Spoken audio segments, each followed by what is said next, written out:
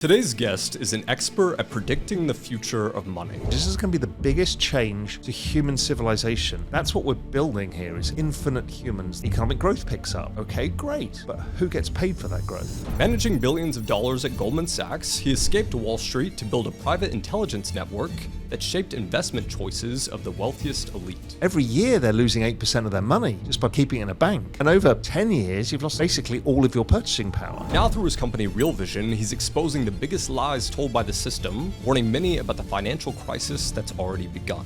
When I bought my first apartment, it was 3.5 times my income. The same apartment 10 times, 12 times. So even the deposit now is more than I paid for the house. You don't have to do a lot to unfuck your future. You just need to. In this episode, we'll dive into the impact of AI and crypto on today's struggling economy, reveal why governments are addicted to borrowing money, and give the step-by-step blueprint to survive the collapse of America's financial empire. Crypto is a $4 trillion asset class. I think by about 2034, it's $100 trillion. Raoul, how? Welcome to the Jack Neel Podcast. Good to be here. Looking forward to this. Yeah. Guys, we're in Dallas right now. Raoul, where are you based at right now? I'm based in the Cayman Islands. My girlfriend lives here, so I happen to be here. And so it was an easy place to meet. But no, based in the Cayman Islands, which is a hot, salty rock in the middle of the Caribbean Sea somewhere. I think most Americans don't believe it's a real place. They just hear Cayman Islands and they assume wealthy people just set up an LLC there for some tax purposes. But Raoul, everyone's terrified of inflation and AI taking our jobs. But you said that the real danger is that everything goes to zero. What do you mean by this? Okay, that's a big question. So everything going to zero, there's two forces that really I'm focused on. One is, you alluded to earlier, and we can go into it in more detail in a bit, which is the fact that the system of money that we know is being debased, which means they're printing money. And why are they doing that? They're doing that to pay the debts that we've accumulated over the years as nations, not only the United States, but all over the world. And that's driven by this aging population that's been happening. So money essentially keeps falling in value. And people realize that by the fact that their wages actually don't go up, but the cost of things goes up. And I'm not talking about food and stuff. That kind of inflation is more cyclical. What I'm talking about is the important things for young people is like, can I buy a house? So young people start thinking, why can't I buy a house? Why do houses still go up and I'm working really hard and I'm working 2 or 3 different jobs?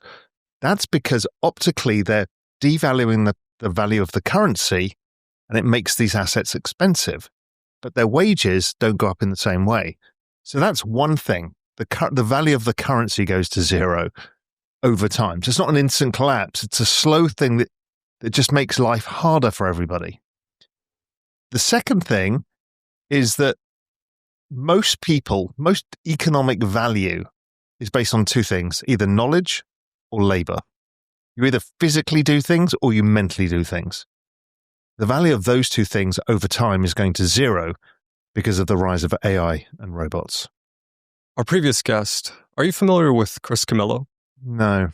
He's known as one of the greatest individual traders of all time, 70% over 17 years returns. He kind of coined the term social arbitrage, reading the sentiment of markets based on comments on TikTok or Twitter, what people are tweeting about. And his big bet is embodied AI. Is that kind of what you're looking at as well? Well, that's the robots. Mm-hmm. And then the AI is giving the robot intelligence. So that competes with a human. What are we? We're, the physical manifestation of intelligence, and we can do things with our physical bodies. So as you look out to the future, the rise of robots with AI brains, whether it's a car, self-driving car, is just a robot with an AI brain, a drone can be a robot with an AI brain, or a humanoid robot with an AI brain. And our whole economic system has been built on either physical labor, you build things, do things, service things, clean things, or you're getting paid to, whether you're a clerk in an insurance company or whether you're a lawyer, you're being paid for your knowledge and your intelligence. Now, as this revolution in AI accelerates, the cost of compute keeps going down, but intelligence keeps rising of these models. Right now, the frontier models are probably having an IQ similar of like a person with an IQ of 150. So that's extremely smart, but it's doubling every year. So by next year, it's an IQ of 300, let's say. Well, that's smarter than any human ever. And then it doubles again, and it doubles again. And all it's taking is more energy and more compute. There's this flywheel that keeps driving this. And so there's a mad scramble to lower the cost of energy, whether it's via solar, nuclear, whatever. That drives more compute. There's a mad scramble to make computing more efficient and faster. And that drives all of this intelligence flywheel further. On the robotics side, we've only really started that journey. Yes, we've got self-driving cars. So, self-driving cars, let's think of a Tesla. At scale, they've got cameras that are learning, like a human, how to navigate the world around them. So it's not a pre-programmed thing. It kind of uses a map, like we would, and then looks at the environment around it and says, well, if that car pulls out, then this is what normally happens, etc. Exactly as we learn. These are these kind of visual neural networks. So then you've got this thing that same brain can be put into the humanoid robot, and that over time is getting cheaper in compute costs, even though people are spending so much on data centers because there's more and more compute going on. And then the robotics at scale, I mean, there's already humanoid robots in China, and they're like 15 grand. And yes, they don't have the intelligence of what Tesla are trying to do and what others are trying to do. But eventually, you'll have if you think about it, let's say a 15 grand robot with above human intelligence. So if you think of employing somebody, they cost you what? The average salary in the United States, like 48 grand a year or whatever. Okay, so for one-off cost plus a bit of electricity, you can get something that will work 24/7, never has a sick day or anything else. Okay, that's what role do we play? We'll come on to what role we play in society and economics later, but that's the scale of what is happening, and it's happening at an exponential rate. So it's not like this is a gradual rise here. We're going up the curve where everything does this. We can already start to feel that it's happening so fast, you can't comprehend it. When you're on Twitter and you see these kind of models where you can just put in a couple of words in it and make it almost a movie out of it. 2 years ago, ChatGPT was barely started, and now we're at this. It's like, well, where's it going to be in another 2 years' time? And then another 2 years' time? It's beyond our comprehension. You've said in the past that we only have 5 years left to prepare before the world changes forever. If someone's watching this right now and they do nothing, what does their life look like in 2030? So, firstly, we've got that first big trend, which is the debasement of currency. So if you don't do anything about your life, you carry on, you do your job, you don't make investments, you'll never be able to afford that house or invest in other assets. What is an asset? You hear this, people talk about, oh yeah, you want to buy assets. And people use that word. An asset is just a way of locking up savings now to use it for consumption later. It's like deferred consumption. And you should get paid an excess return for locking your money away. Problem is, that's how everybody's parents got wealthy. They bought houses for nothing. They put money in the stock market when it was really cheap. And at the end of it, they've got money. But young people now don't have that. There's no choice for them. They can't afford any of this stuff. So that mega trend of that debasement of currency means that you end up doing 1 job, 2 jobs, 3 jobs. And we're seeing that with everybody. I alone do 3 jobs. Everybody does this now. So that only gets worse. And the rich get richer, the poor get poorer. The rich own assets. Regular working people don't. And they don't think about it, and they don't really understand it. And they think, well, I can't. Because that's for people who have money. That's for people who know a broker on Wall Street, or that's the people who have an investment advisor. But it's not true. There's a revolution going on in stuff like crypto that makes the big difference. Okay, let's go to 2030. So what happens at 2030? Well, we've already been talking about intelligence going exponential. So it starts to do weird things to the job market. We know that. Everyone's talking about that. But it actually does really weird things to the economic machine. So economy, the trend rate of growth of an economy, how the United States grows or whichever country, is basically this formula, which is population growth, more people means a bigger economy, how productive they are, what output do they do when they work, and then debt growth, which is a way of kind of covering up the cracks, where you just put debt and things grow, but that has to be paid back in the end. And we kind of hit that in 2008 in the financial crisis, and the whole economy is based on servicing the debts that we accumulated ever since then. After 2030, if you think about it, what I've described with the AI and the robots is infinite humans. That's what we're building here, is infinite humans that can come into the global economy. Okay, great. Economic growth picks up. But who gets paid for that growth? Who gets paid? Is it the robot companies? But it's not us. So then what do? Get a universal basic income? Maybe, but the government haven't got any money. So how are they going to pay that without debasing more currency? Okay, that's pretty fucked. So then you've got to think about, okay, if these kind of forces are at play, then what also happens when you put superintelligence into things like financial markets? Am I going to be a better investor than something with an IQ of 600? No. Can I operate faster? No. So what is a financial market at that point? How does the economic system work? The AI has a system of money. They're already trying to put AI and crypto together because an AI still needs to be paid for it as an AI agent.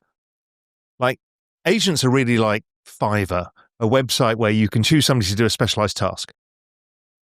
So an agent still needs to get paid like somebody on Fiverr does because they've got, rent and they need to eat food and live their lives.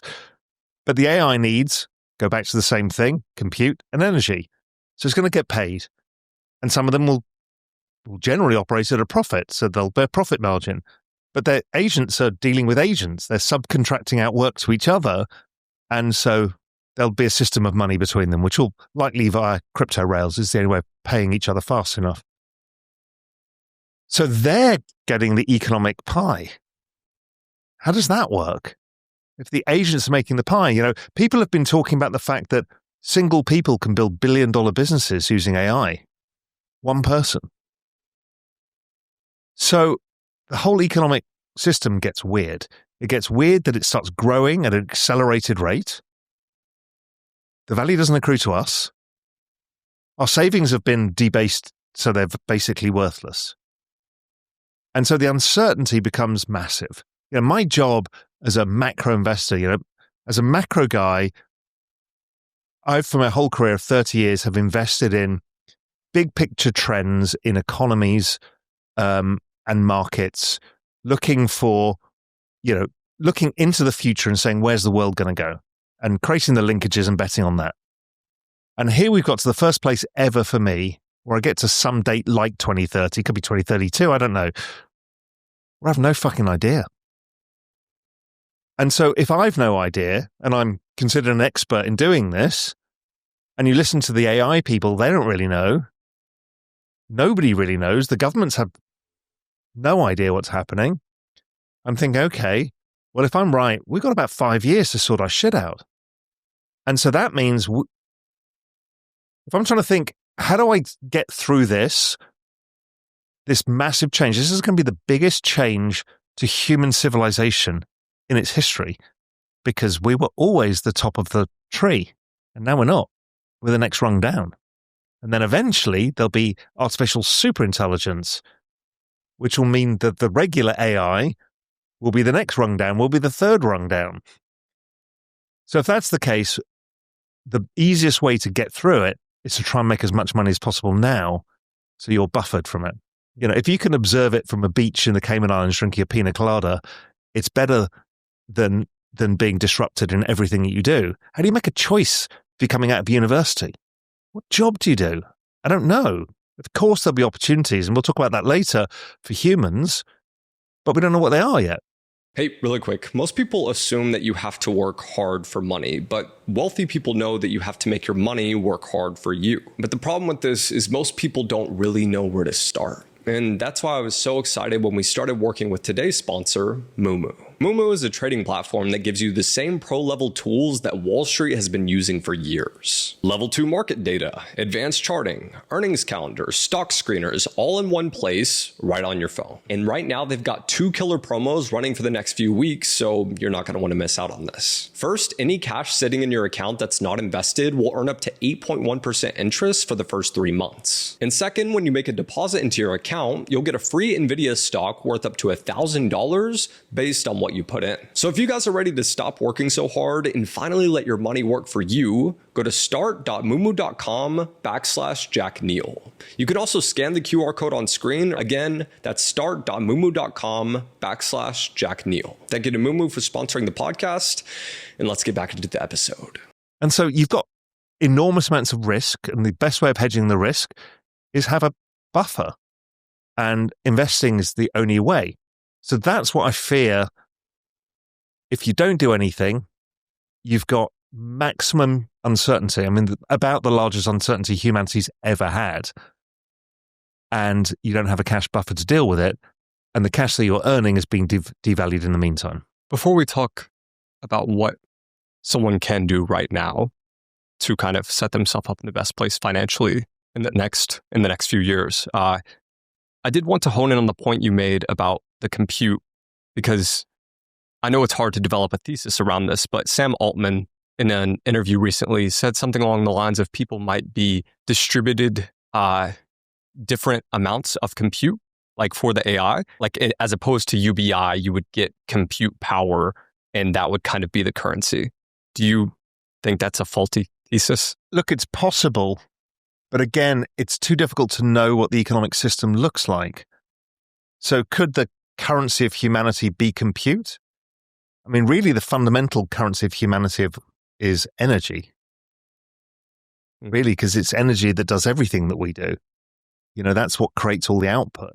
And upstream of even energy is attention. Humans, that's what we actually all do, is like, it's some form of attention, whether it's the purest attention of love or the attention of being online or the attention of, even having a certain degree from university gives you attention, all of that stuff.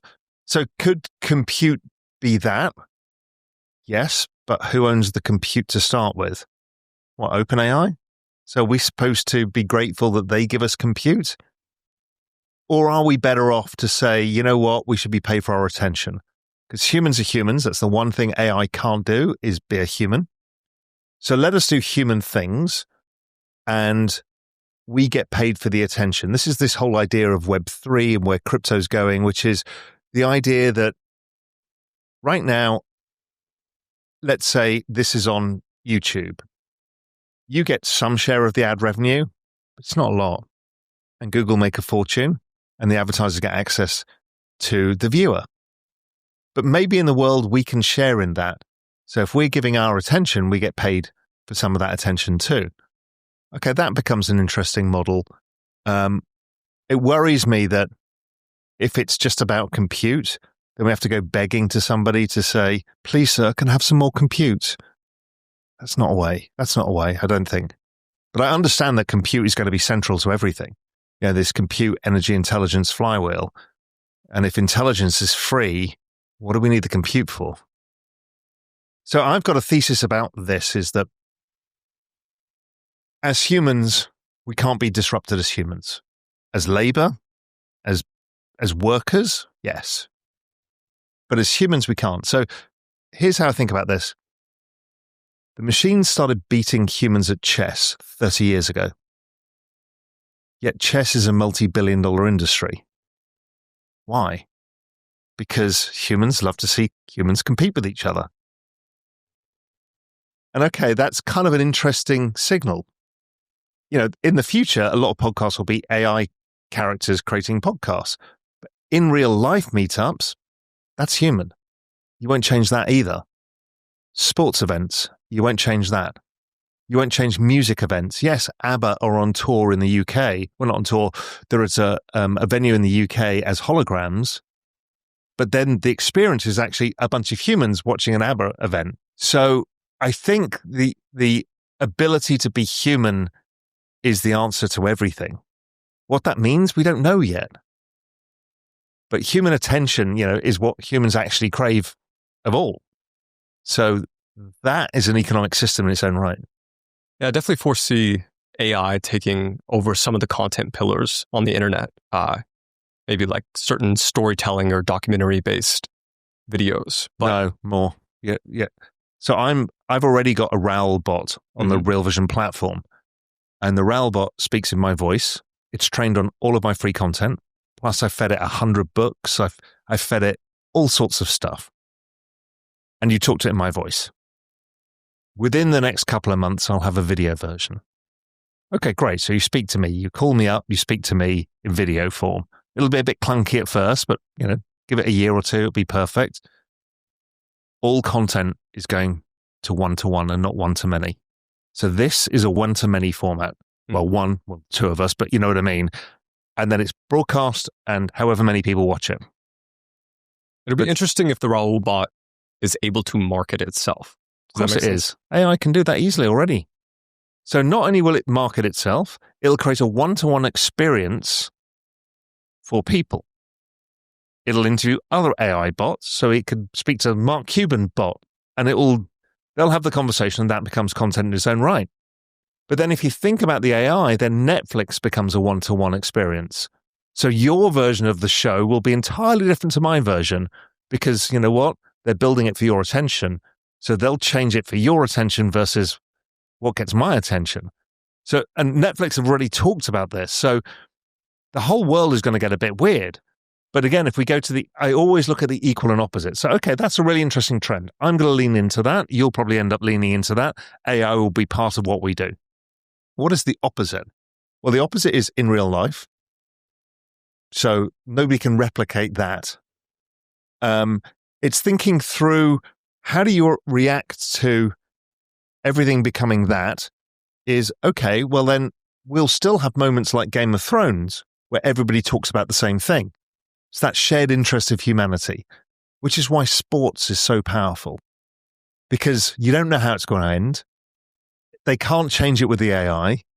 So it is pure in its reality and it's a shared moment of time. So if we think about soccer, it's the biggest sport in the world, the World Cup final, 2-3 billion people watch that event. You can't change that with AI because if not, you've lost what the magic of sports is. So there are lots of answers to where this weird world is going. And I don't believe it's going to be universal basic income. We're all at home with our headsets on playing video games all day. There'll be plenty of other interesting, exciting opportunities. It'll just be different. Much like it was different, if you go back 100 years and say to people, well, nowadays, we've all got computers in our pockets. We do this, we call people, we watch stuff on screens. They would think it's completely weird, but, we'll just change. So a somewhat optimistic view. Optimistic if you have some money. with a gut-wrenching change in the middle. It's going to be confusing. The political system's going to be angry about it. Right. They're taking our jobs. Why am I not making any money? I can't get through it. This is going to really ramp up.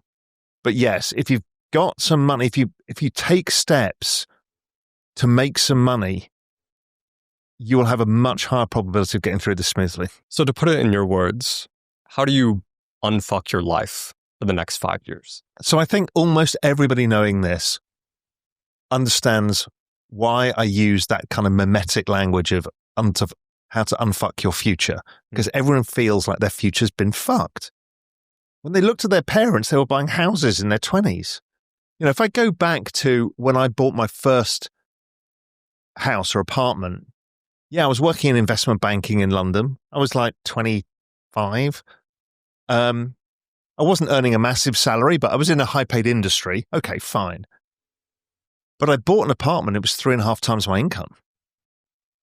The same apartment in London for the same investment banking employees, 25 years old, 10 times, 12 times.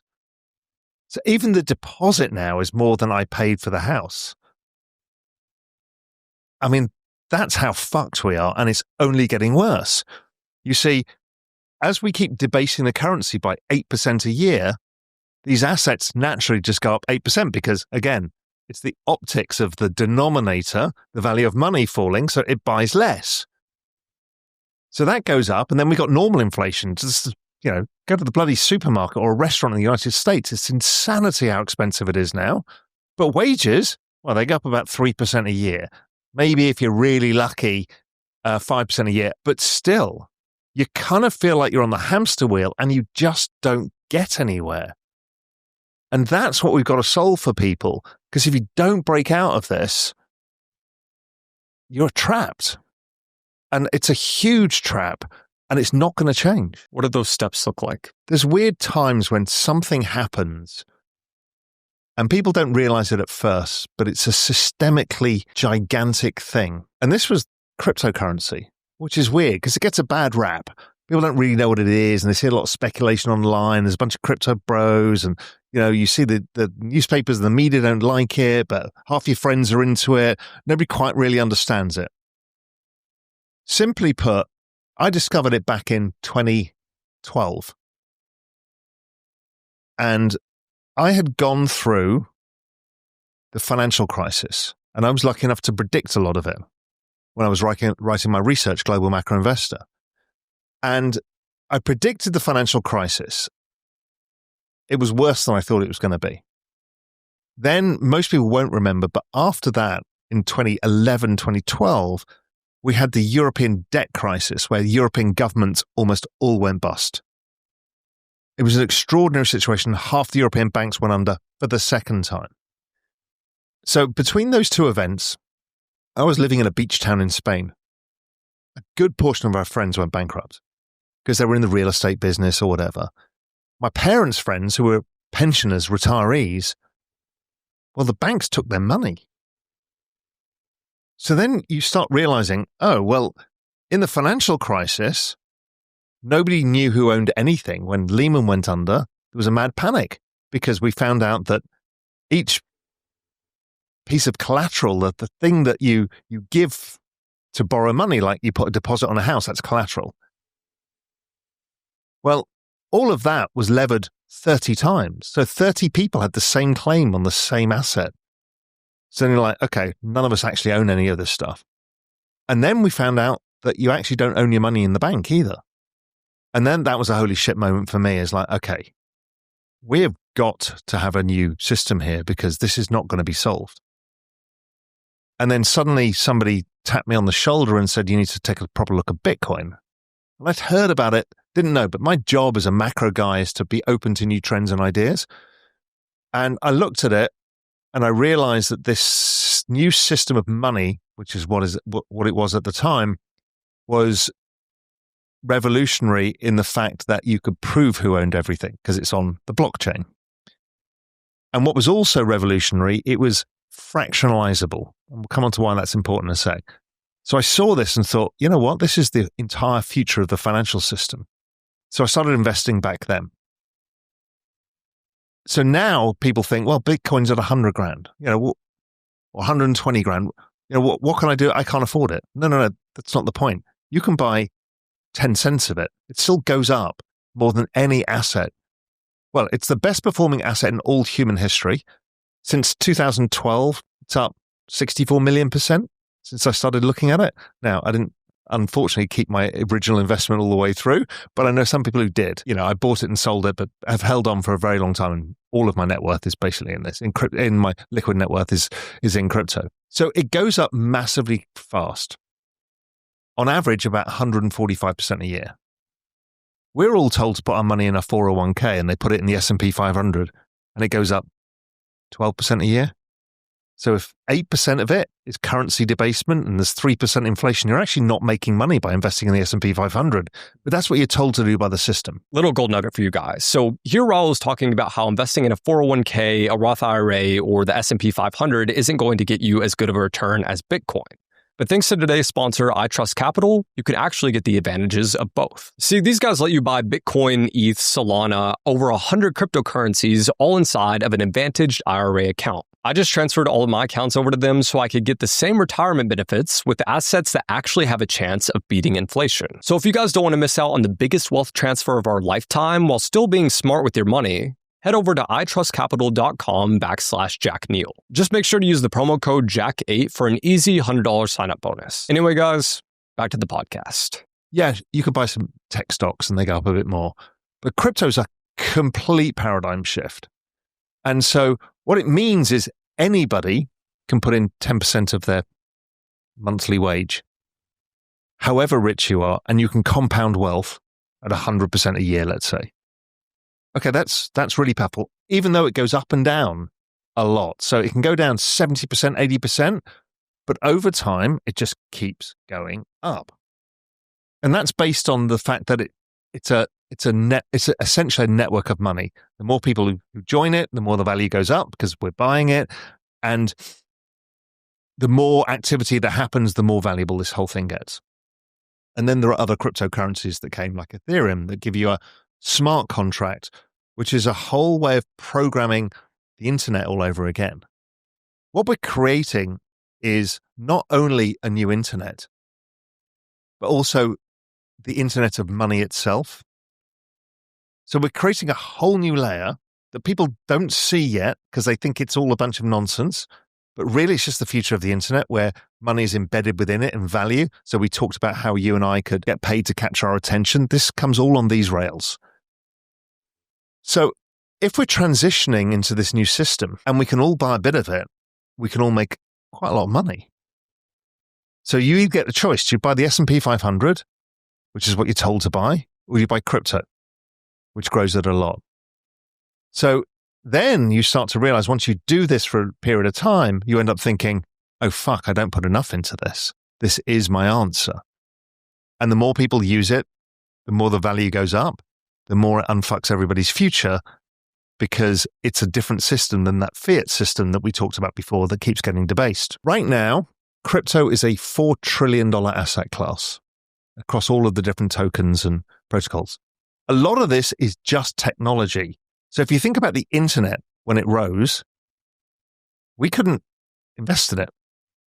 Eventually, we could buy some shares in Google and stuff, but it wasn't the internet itself.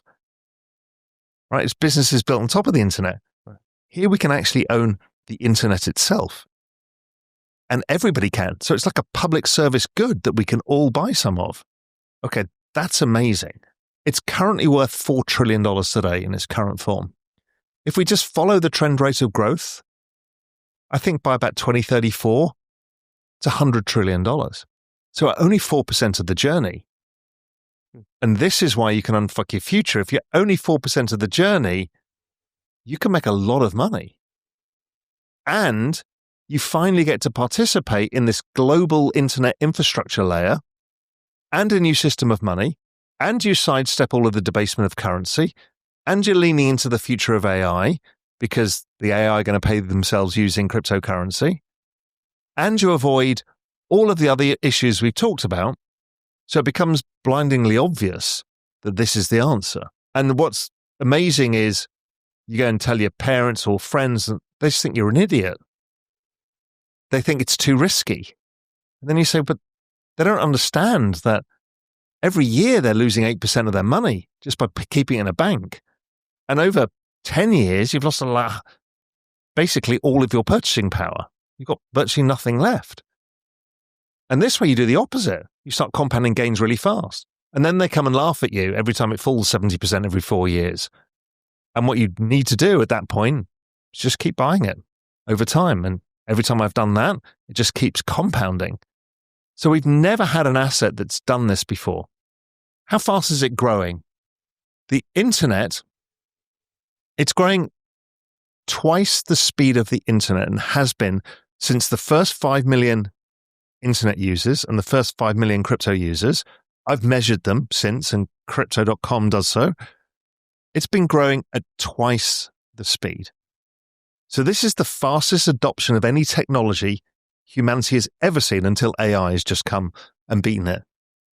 And again, the newspapers will tell you it's a scam. It's too volatile. It's never going to work. It's going to go to zero. Yet it's the fastest adoption of any technology that's ever been seen, and it's done whatever, 60 million% return since 2012, and it started in 2009. When you measure it from that, the numbers are so stupid, it makes no sense. And even if you look at it in more recent years, even after the big drawdown in 2022, still doing 50 or 60% a year at worst. So you don't have to do a lot to unfuck your future. You just need to put some money into crypto. Particularly if you're young, you can take risk.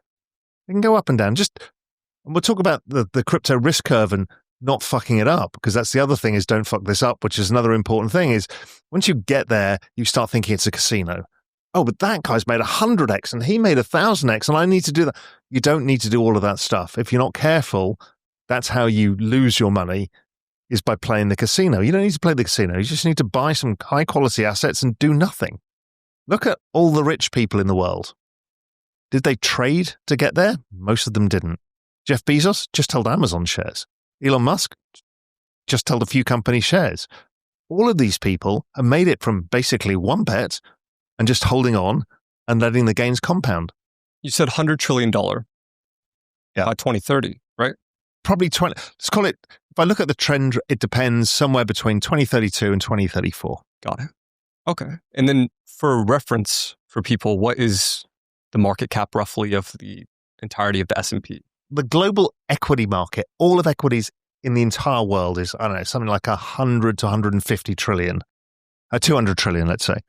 So do you see this wealth being transferred there? Well, if you think about it, it's not only the wealth being transferred, but all of the companies are already talking about, oh, let's stop using the internet rails and the rails that we use for equities right now, and let's put them on crypto rails because it's more efficient. We know who owns it. It's faster. We can get... And the bond market's doing the same. And the stable coins is just the US dollar going onto the same. You can hear it. It's a super massive black hole sucking everything in. The whole financial system moves to it. And it's the infrastructure layer for it all, plus this savings layer, which is, let's call it Bitcoin, as like the version of gold. And then we've got the ability to invest in this, and it generates tokens. Of course, it's going to be worth 100 trillion and likely a lot more over time. So for clarification, since I'm a bit younger, did Bitcoin trailblaze the whole idea of fractionalization of investments? Like, you used to have to buy a stock, like the full price of that stock before, and the stock price would split. So Bitcoin was like the first thing that you could buy fractionally? Yeah. Basically, you had to buy... I remember when Berkshire Hathaway, Warren Buffett's famous company, used to have a share price of whatever, X $100,000, and nobody could buy it. And he had to have a second version of the share that was cheaper, like a tenth, so people could buy it. So you couldn't fractionalize anything. And sure, Robinhood and people have experimented with fractionalization, but crypto was the thing. Like, you could buy a minuscule amount of it. Because I think even within its design, it was realized if it does work, it's going to go to 1 million or 5 million, and you can't price people out of it. It has to be the system that everybody can afford. And this is not just a United States thing. I mean, crypto is literally unfucking people's futures, from people in the rice fields in the Philippines to South America to Europe, all over the world. This is the 600 million users now. No more. It's like 900 million users by the end of this year. And so what you're doing is changing the outcomes for people, where it doesn't just have to be the rich. Sure, the rich can buy this too, but everybody's on an equal footing. So if you go back to that, so let's think of an apartment in Fifth Avenue. It goes up more than other apartments in New York because it's scarce and it's in the right spot. Who can afford it? Nobody, except the very, very, very rich. But the house that you buy in the middle of Ohio doesn't go up. Why? Because rich people don't want to live there, and you can build infinite number of houses in the middle of Ohio. So it becomes an issue. So the rich people own all of these assets. The Berkshire Hathaway share, before they made it smaller, well, only rich people can afford it. But here you've got an asset where everybody can put in 10% of their savings. Is that your general recommendation for, let's say, the teacher, or my sister?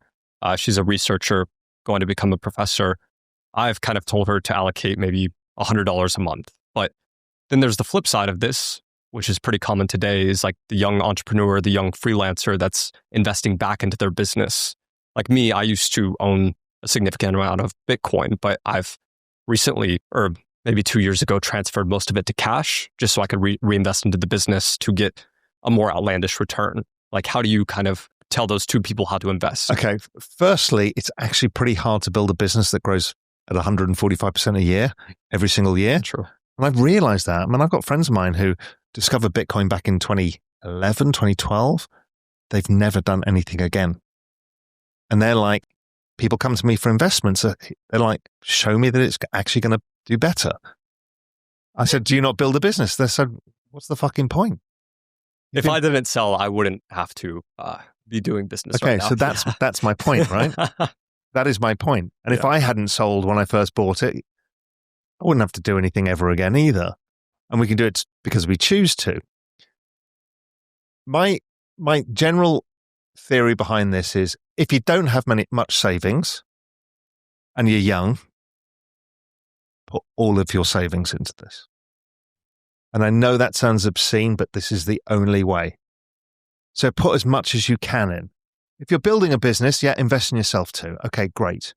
So anybody under the age of 30, just go for it. Just don't screw up by buying stupid meme tokens and expect it to 1,000x. Sure, you can play around with 10% of your money. Just keep it in like Bitcoin, Ethereum, Solana, Sui, these kind of big networks, and just let it compound, let it do its thing. Don't trade it, don't do anything. Just keep buying over time. It's called dollar cost average. Every month, add a bit more in.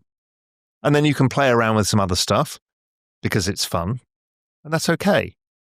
You can invest in yourself, and if you then start generating more cash flow, then you put more money in. Okay, that's a decent idea. So the game becomes how much can you grow your wages? Can you trade up your job? Can you do a second job to invest as much as possible? As you get older, and we're seeing this now with the millennials, they're all kind of in their mid to late 30s. Okay, they've now got, the big problem is they need to buy a house, they're getting married, and they're having kids. And they realize they just don't have the savings for it. So there's a sense of urgency in that group of people. It's like, fuck, we've really got to sort ourselves out. And so they are trying to figure this out. So, we saw them start discovering financial markets in a big way from COVID onwards as they're trying to figure this out.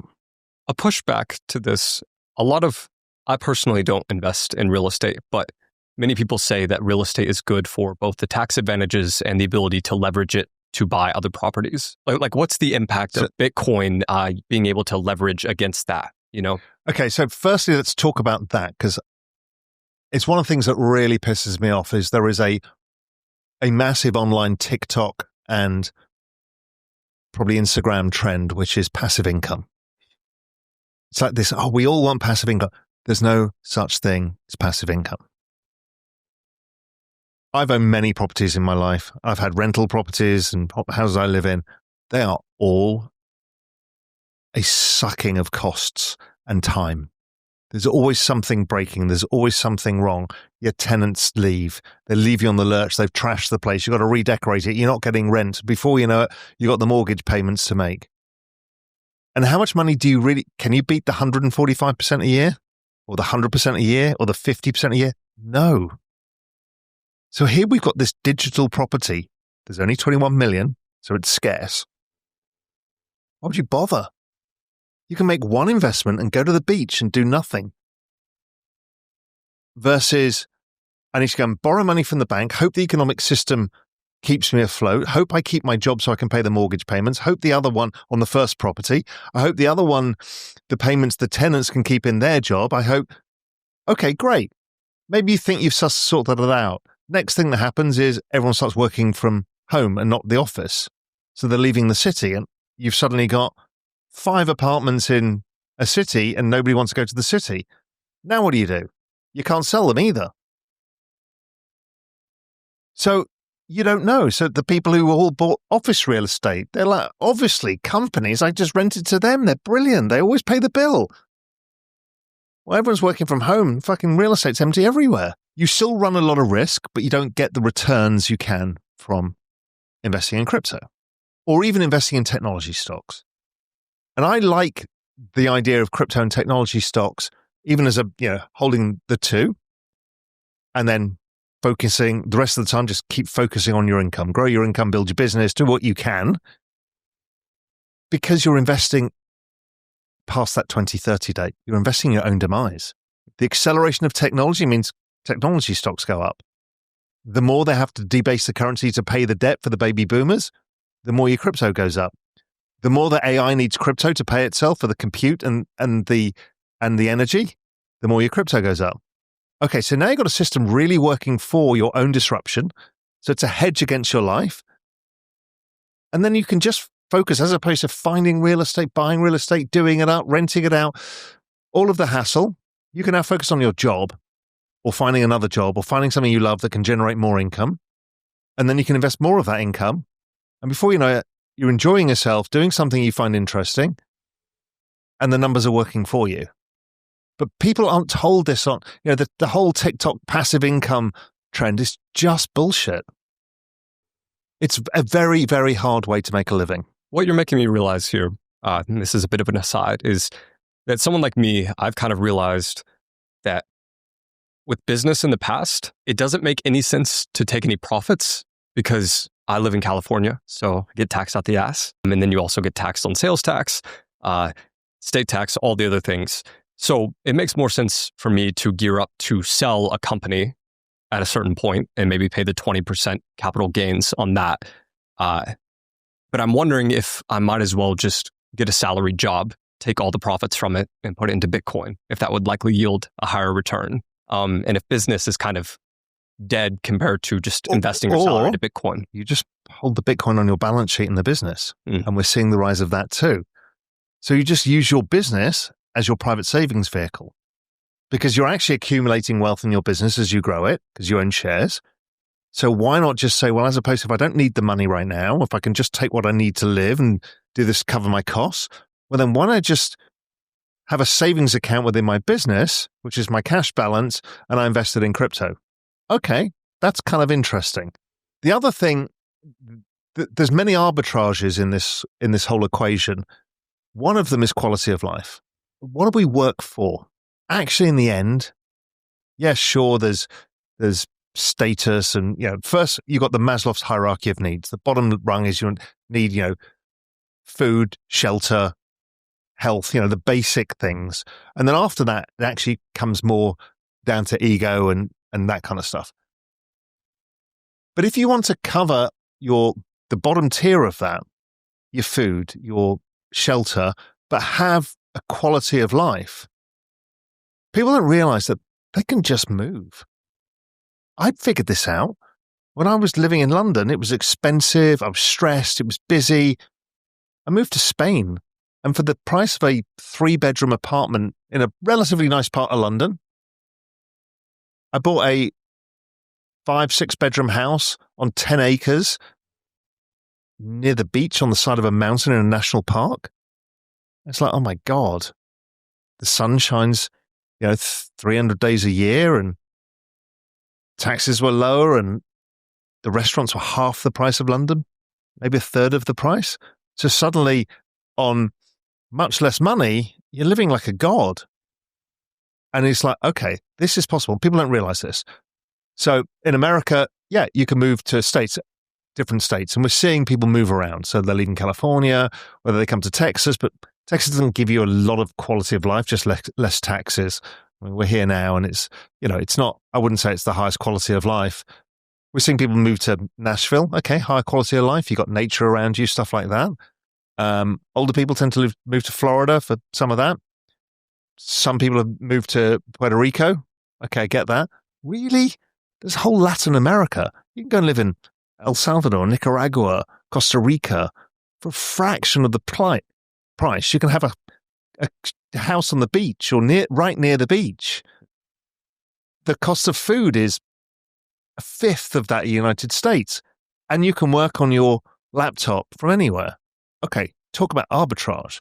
There's a lot of people doing that in Thailand. So you see a lot of people doing that in Thailand, but there's a whole bunch of countries you can do that with, where you can be connected to the global system. You can live super cheaply. It's pretty safe. And that gives you a much different start than having to think about, well, how do I afford this house in LA? I mean, that's not easy. My best friend, he lives in Bangkok, but he's thinking about moving to either Marbella or Medellin, like Spain or... Yeah. So a lot of people move to Colombia. Fantastic quality of life, amazing climate, cheap, great quality of food. Spain, I think, is one of the highest standard of living on earth. It's cheaper. It's a lot cheaper than here. It's probably about 50% to 60% cheaper than here. I never would have guessed that. I assumed it was similar to the UK. Yeah. Yeah, no, but it's more than half the price of the UK. So it's cheap. The sun shines, the culture's amazing. It's actually, it's the second least populated country per square mile in Europe. So even though there's a lot of people on the coast and in Madrid, a lot of it's just pure nature. You've got the Mediterranean Sea, the Atlantic. You've got mountain ranges. You've got skiing. You've got desert. You've got kind of lush forests you've kind of got everything and multiple thousands of years of culture and the best food in the world. I mean, what's there not to like? Raoul, how much Bitcoin should I buy if I want to be a millionaire? So in 10 years, we're saying the whole market should be worth 100 trillion or more. I actually give that less than 10 years. 5 years? 8 years, 7 years, let's say. Quick one. I've been building businesses for a few years now, and honestly, it's pretty tedious having to spend weeks setting up LLC paperwork every time I want to start something new. I know exactly what needs to happen. Filing with my state to form the company, hiring a registered agent to get my legal documents, setting up an EIN with the IRS. It's pretty textbook, but time-consuming. Because even though I've done it multiple times, it still eats up mental bandwidth for 2 weeks that I could have spent working on the business and actually, making money. For example, last month, I had this great product idea, but I kept procrastinating because I didn't want to deal with all the formation paperwork. Thankfully, though, I recently got connected with the team at Doula, and these guys handle everything. LLC formation, registered agent, EIN, all the compliance stuff you don't want to do. With Doula, you can set up your entire business structure in under 5 minutes instead of wasting weeks. So if you guys want to skip all the paperwork and start making money ASAP, just go to doula.com/Jack Neel. They offer free consulting calls if you're not sure if it's a good fit. But anyway, guys, back to the podcast. So in 7 years, the whole market's worth 100 trillion. So that's what, 25x from here? So then you just work that back and say, if I put 10 grand in, it's worth 250,000. So if I put 40 grand in, it's worth $1 million. Okay. But Bitcoin is not necessarily the fastest horse in the race. It's the least risky.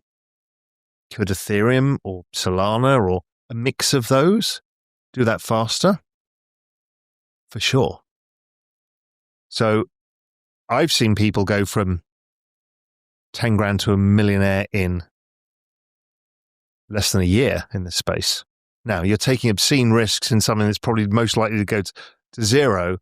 But, on a balance of things, I think it's very possible to do it. If you can scrape $10,000 together and invest it not so riskily, you'll do that easily. I think it's 100x return. That's a lot. Nothing else exists like that. Even building a business is bloody hard. If you're going to stick 10 grand to your business, is it worth $1 million? Might be. But you can do both if you can. Now, there are much more speculative areas where suddenly you can do that. And I don't even mind speculation. If you're young enough and you don't give a shit, and you grew up on gaming culture where you kind of get nuked in the game when you screw it up, and so you don't have the fear of loss, speculation is okay. But how I would do it is let's say you've got the 10 grand, put 5 grand in Bitcoin, and then figure out, can you take some speculative risk with the rest? So you can't nuke yourself because you've still got 5 grand in something more secure, but maybe you get the opportunity. I tell most people really to put 80 or 90% in the kind of top crypto. This is the whole don't fuck this up thesis. Don't borrow money, because if not, you end up losing your tokens, and your game is to hold them for that 10 years so you can make the $1 million or more. And then you can be speculative with the 10% rest. If you get 100x return, change your life. But the probability of getting that's really, really low. So maybe you lose that 10%. So even if I look at my kind of portfolio, I gave myself, I don't think I even got to 10%. I probably did 5% in stupid shit that was speculative. And most of it has completely failed. And I thought, no, this is a surefire winner. No, none of it. The memes I bought, all terrible. So that's okay, because I've lost 5% of my money, but the rest of the portfolio is up, X 100%. Something that happened with my sister, and something I think you've talked about before with a family member or a husband or spouse of a family member, was, say they invest this 10,000 or 8,000 into Bitcoin and they see it crash by 70%. How excited would you be if Bitcoin went down 70%? So you're going to have to learn to understand your emotions. So my sister-in-law lived through this. She came to me in the pandemic. Is like, she's a typical slightly older millennial, 40. So she's like, I got this 401k. It's worth like, I can't remember what it was, 20 grand, 18 grand, 15 grand, whatever the number was. She goes, it's going nowhere. It's never going to help me. To my point, right? The financial advisors get you to invest in the S&P 500. She's like, I've been doing this my whole career. It's worth nothing. It's not a deposit on a house. I can't do anything with it. What's the point? What shall I do? Shall I stick it in crypto? I said, yes. She goes, how much? I said, all of it. She said, why? I said, because if you lose that, it's not going to change your life. You've got a job. Your husband's got a job. But this is not going to change your life if it continues like this. She's like, no. Okay. So we stuck it all in and it went up a significant amount. Then it collapsed. And I told her this will happen. And good for her. She's like, well, you told me this would happen. Feel sick. I've lost so much money on paper, blah, blah, blah. What do I do? I said, just keep buying. We'll just add more. And so she just added more. And then before you know it, her portfolio's up again. And suddenly she's outperforming. And now she feels like, hey, I'm empowered. And now suddenly, that thing's her investment's worth $100,000. It's like, now it's kind of life-changing. And if she can hang on for another few years, it'd be $500,000, $1 million. And there she's on the path to financial freedom and unfucking her future. And it's as simple as that. And I've seen that for so many people. At Real Vision, we have members all over the world, whether they're the free members that come or paid members, and they come on this journey where they don't know anything about this. They hear about it and think, I better know something about crypto and economies and how it all works. And we help them on that journey. And so many have come from, I thought my future was destroyed. I had no savings. I didn't know how I was going to get out of this, to, oh my God, I'm financially free. And it's not, we're not selling anything per se, apart from a bit of knowledge to help people in the journey. It's not like, hey, follow my step-by-step guide and you'll become rich. It's like, no, come and join this community. Figure out these assets. Figure out what works for you and talk to the other members of the community. They'll help you out. Off you go. And everyone's like, oh my God, I've been so empowered. And here's how the economic machine works so you can understand why the prices go up and down. I'm tempted to ask some contrarian questions, but I just don't think it's too convincing for me to ask about anything. Let's talk a little about the arguments that I hear. The one I want to ask that I think you would have specific knowledge to is, I think of Visa and MasterCard and how big of an industry and how profitable of an industry the transaction fees are on the payments. Do you think that they'll actively lobby against this, or do you think that they'll adopt it? They've already adopted it. Both are building on crypto rails. Because they can think that we can still charge a fee, but we can do it at much less cost to do it and much faster speed. So they're already built on it. Both of them at scale. PayPal, same. Revolut, the same. So it's happening at lightning speed where everybody's building on this. So at first they try and stop it. And then they go, there's a first mover advantage. I need to move as fast as possible. What's nice about Bitcoin too is if another coin surpasses it there's no one to stop that from happening. Nobody's to stop it from happening, like nobody's to stop it when it falls. And Bitcoin will do Bitcoin things. It's a very unique beast because doesn't have a smart contract. You can't use it for anything else. It's just a store of value. Very simple to understand in the end. And then you've got these other things, which is this whole world of the new internet, with Bitcoin as like a base layer of it all. And you have this, and it's a free market for all of it. The other thing is people don't understand is how do rich people make even more money is they get access to investments that normal people don't. So venture capital. Venture capital is you can only invest if you're an accredited investor. That means you have $1 million or more. Apparently that makes you smarter because you've got $1 million. But if you've got $1 million or more, you can invest in venture capital, and the returns have been very high in the past. That's how people made money out of Facebook, and Peter Thiel made a fortune out of Facebook. It was all venture capital. The private equity industry, private credit, all of this, not available to any of us. Yes, your pension might have a few percent weighting here and there, but not enough to make a difference. And then crypto comes along. It generally beats venture capital returns on a portfolio level. Sure, somebody's going to get Facebook always. Somebody's going to get some of these things. So it beats the performance of all VC funds themselves generally. It's freely tradable, instantly liquid, and accessible for everybody in the planet. Okay, that's quite disruptive. And then you see the rise of meme coins. Everyone laughs, roll their eyes. This stupid shit, everyone's just gambling on memes on the internet. Well, again, if we live in an attention economy, a meme is just a encapsulated form of attention that either persists or doesn't persist. Religion is a meme.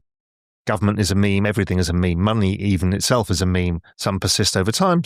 Some last 3 days on the internet as a joke. But actually what we were doing was testing at scale massive use of crypto, of blockchains at high speed. This is the rise of Solana because it's much more performant and faster than Ethereum.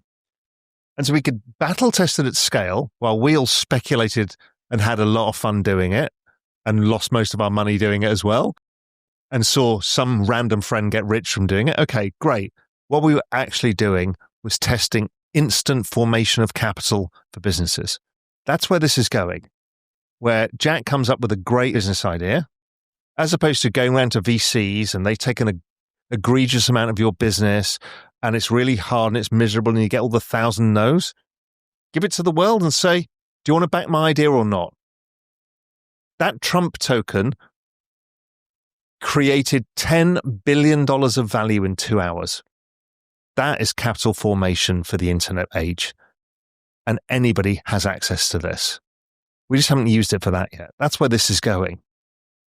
We're just completely upending the entire financial system for the people, by the use of new technology. Raoul, before we transition a bit to macroeconomics, you had one of the most coveted jobs on Wall Street, managing presumably billions. Yes. No, it was about $500 million at the time. $500 million. What in your background made you walk away from all of that at 35, 36? So I was a product of immigrant parents. My father was Indian and my mother was Dutch, first generation. They met on a blind date in the UK. In my blood was travel and an experience. And I found that to be one of the most important things to me was travel experience, reading books, listening to music, going to places, doing stuff that was outside my comfort zone. The answer to life is there's your comfort zone and there's where the magic happens. Those two don't overlap. The magic always happens outside your comfort zone. So I was at a shitty university because it was the only one who offered me a place because I had discovered cars, girls and booze.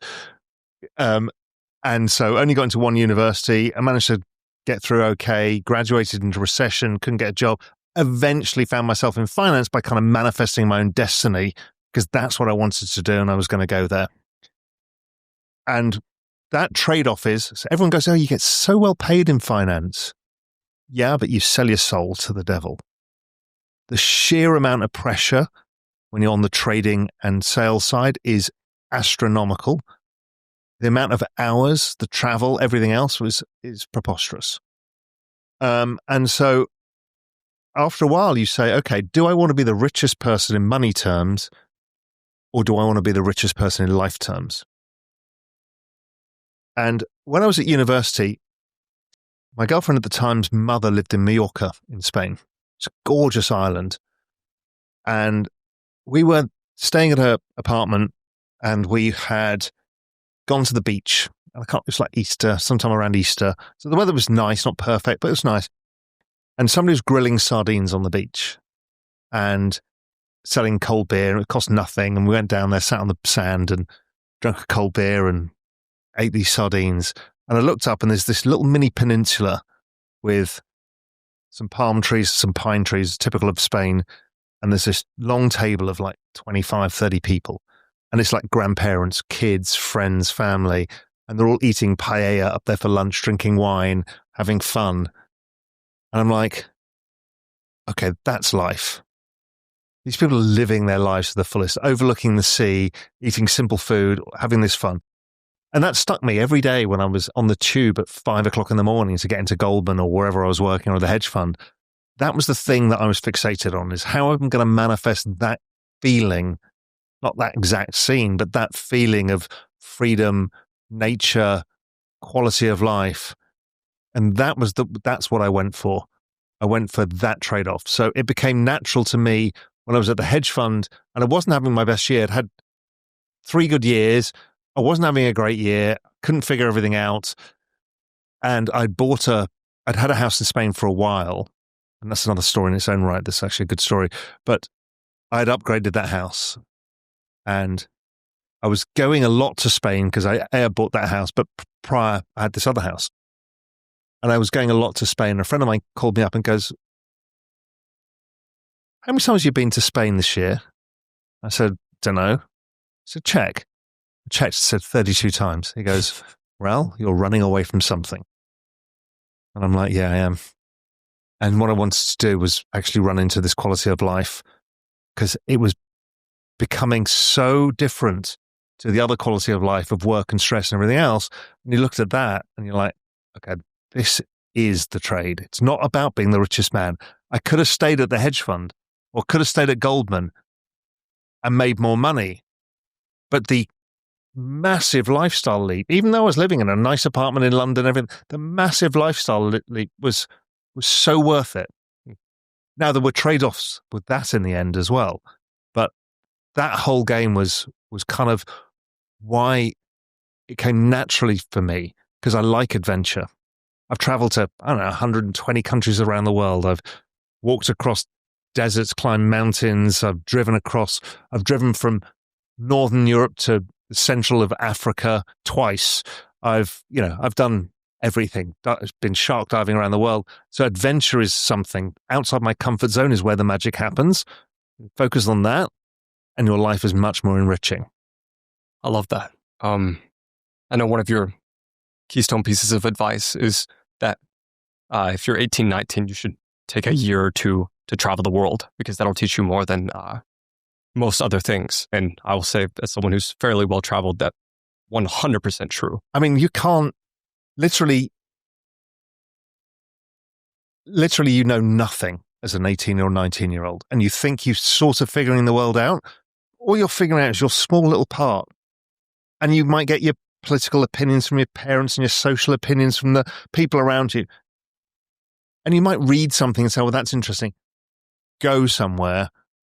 Go to South America, go to India, go to Southeast Asia, and go to Australia, go to Spain, come back. You're an entirely different person. You understand people better. Because humans are amazing. Life is amazing. The planet is amazing. You come back so much more respectful of people and different opinions. You come back so much more respectful of different ways of life. Because what you read in the media is their life bad, this life good. Freedom, impoverished, awful, crushed people. When you actually go to these countries, it's mainly bullshit. It's just political narrative.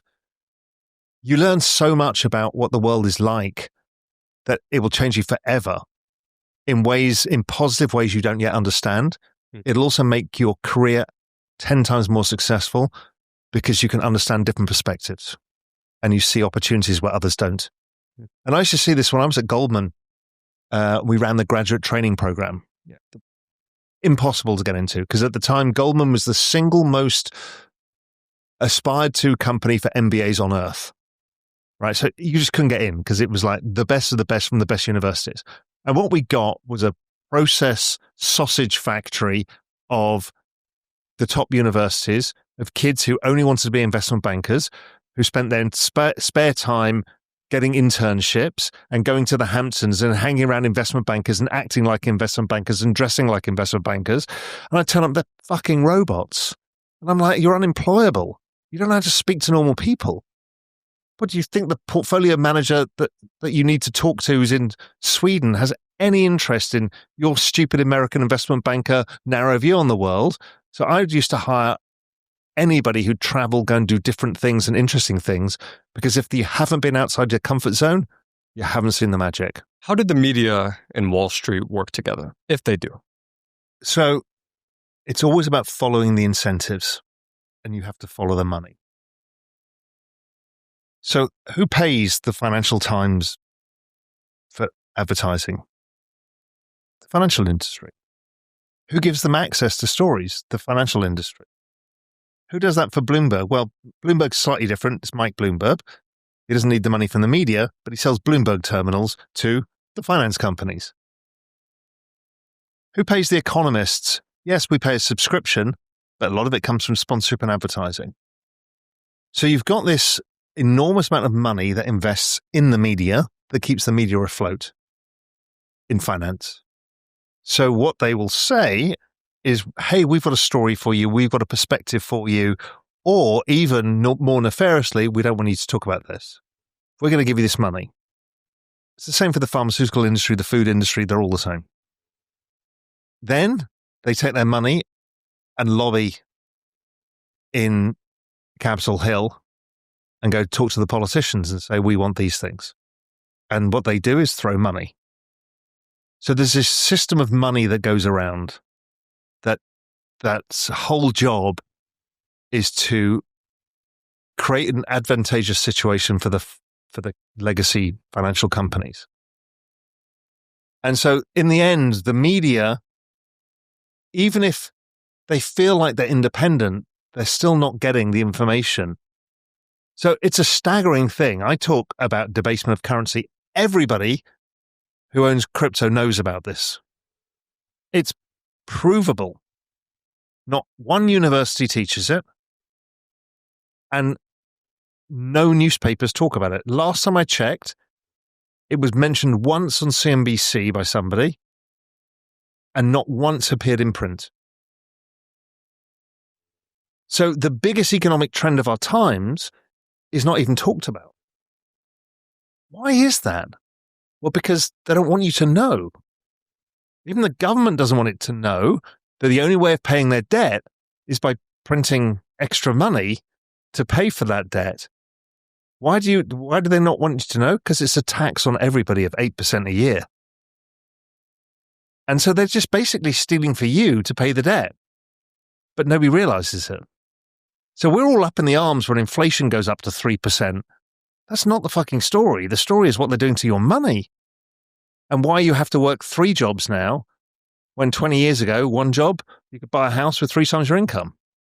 But nobody asks that question. People are just angry. They don't realize what's going on. But it's this big thing. So they hide what's going on. The answer comes out, it's Bitcoin. So they've spent their entire lives fighting against it. The Financial Times still abuses Bitcoin to this day, even though it's the best performing asset of all time. And now the US government is talking about it. No, they still think it's a scam. The same with The Economist.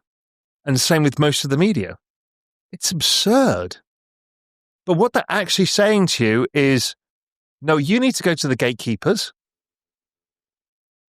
And how dare you think about unfucking your future without going to the system and paying the gatekeeper? I mean, that's terrible. And then, if you think about it, the venture capital system, the private equity system, they're all the same. They have gatekeepers. They charge high fees. Here we've got a system with low fees, access to anybody. Of course they don't want it. In the stock market, how much of it is firm versus firm competition? Or is it more everyone's trying to dump on the retail investors? It is the most relentlessly capitalistic system on earth when it comes to a financial market itself. Yeah, there are players who can manipulate for short periods of time, but it's too big for anybody to rule the market. So it is a battleground of intellect, technology that plays out all day, every day. Normally, the IPO market, when a company goes public, generally, if the company's a decent company and it has good perspective, well, maybe it works over time, maybe it doesn't. All investments work the same way. They're not all guaranteed to go up. So everyone's getting access, but don't forget, the venture capital has made the access from it being worth, call it $20 million. By the time it goes public, being worth $1 billion. They've made all of that money. And then you've got to bet that it goes from $1 billion to $100 billion, like Facebook. It's doable. Doesn't always happen. So I don't think it's dumping on retail. I think what it's saying to retail is, well, we're the masters of this universe, and if you want access, you're going to have to pay us. Or you're not smart enough to manage your own money. We're going to manage it for you. And we're going to charge you a lot of money because we're smart and you're stupid. And what we've learned is the rise of retail investor is now massive. It was a movement that started with Occupy Wall Street when all the millennials were in their early 20s or still at university or still at school. Then it lay dormant for a while because the system kind of just carried on and they were too busy just starting their careers and lives and stuff. Then the pandemic came and they were given a check and they were stuck at home and they couldn't do their jobs. And for some reason, this whole group of people who had no interest in finance absolutely hated it, treated it like a computer game and went all in. And they did generally pretty well. Yeah, GameStop went boom bust, but a lot of people got into crypto. A lot of people understood technology investing. That's the rise of Robinhood as a company, which is one of the great success stories of our period. What is Robinhood doing? It democratizes access to all of this stuff. The rise of Coinbase, the rise of crypto markets. So people en masse have figured out how to make money without the system. And the answer was just go to a parallel system, do it ourselves. It's genius. Debt. As of 2025, Japan is in debt $11 trillion, China, $16 trillion, and the US is $34 trillion in debt. Why are governments addicted to debt? So debt sometimes can be a good thing. A small amount of debt allows you to spend on infrastructure and economy. So when China first started adding debt, they were building roads, bridges, railways, creating the economic engine, making it better, more productive. But then you get to a point where you start having excess debt. Normally that's kind of when you get to something over 70% of GDP, it starts like, that's a lot because you have to pay the interest on the debt. In 2008, the US, the UK, every country in Europe, and Japan, and a few others hit 100% of GDP in debt at the same time. And the companies, the private sector, were 200% of GDP in debt or whatever. So suddenly, it's all debt. And remember, before there was only a few assets at the bottom of this pyramid that's been borrowed against, and it all started falling apart. Why did they accumulate so much debt? It was actually driven by that magic formula that I talked about before. The magic formula of GDP growth is population growth, productivity growth, and debt growth. As the population started getting older, because the baby boomers were such a large part, they became less productive because they didn't work as much. They start retiring. And what happens is economic growth slows down. Young people stopped having kids, so the whole economic engine is slowing down. So what you do is you start adding to debt to cover the costs of the baby boomers in retirement. What is that? That's healthcare, that's pension systems, that's social security. It's all of these things that they've done. The US has barely invested in infrastructure.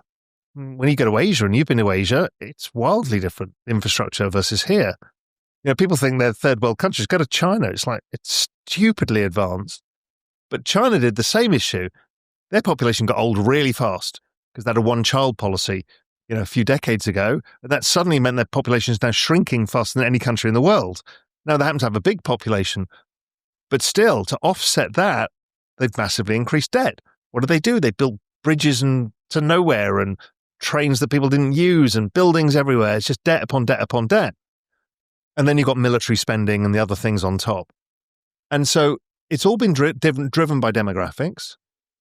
And then suddenly it's a game of musical chairs, and the music stops and everyone tries to grab a chair and there's not enough chairs and the whole system collapses.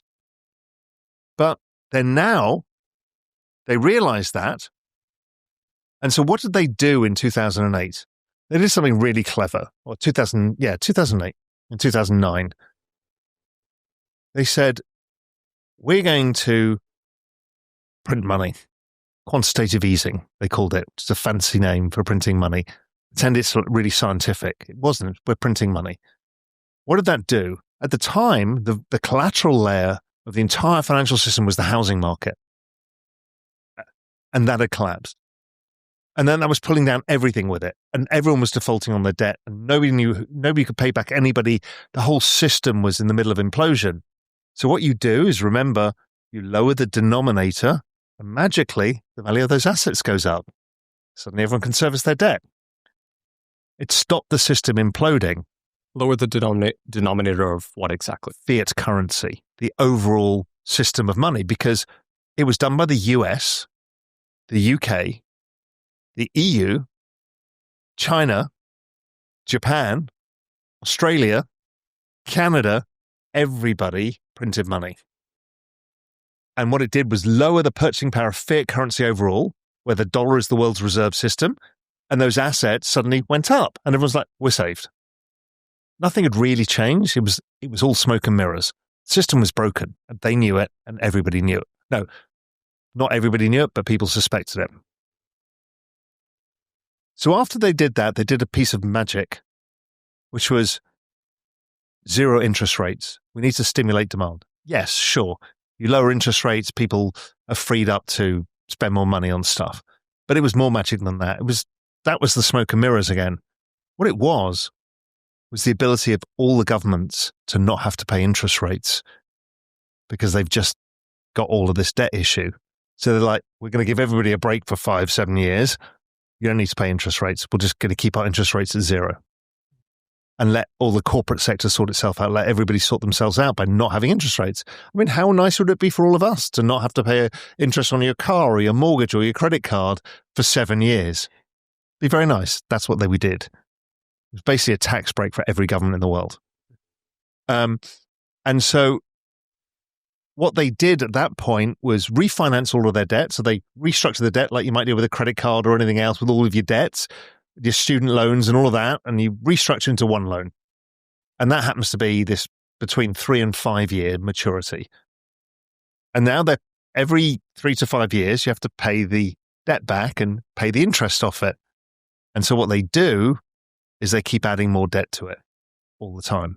So they are addicted to debt because it's the only way the system exists. If they were to stop printing money, then all of the assets go down 80 or 90% and everybody gets wiped out. So we're paying a fee of 8% a year to stop the system imploding is another way.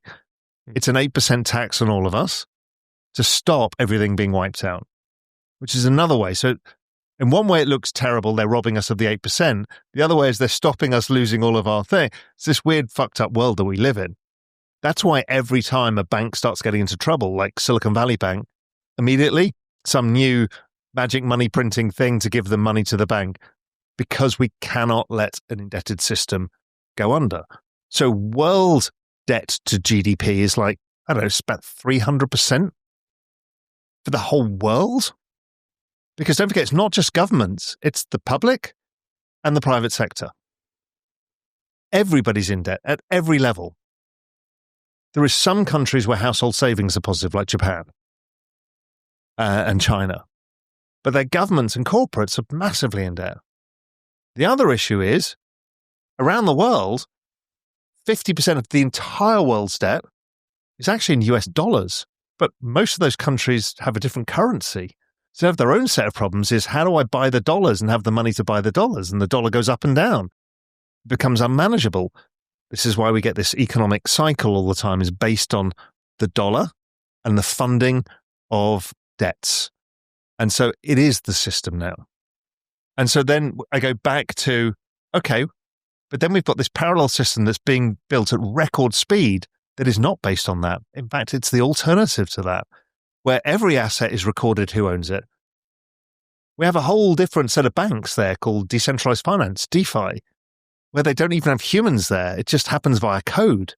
Okay, that's super interesting. We've got this whole new version of safe savings, which is Bitcoin. We've got a whole new system of the internet where it's less abusive of us as people. And that's all being built in a financial system. So I think of it as an old world, which is this debt-laden world of slow growth, where the whole thing is servicing the baby boomer industrial complex or retirement complex. And then we got this new world.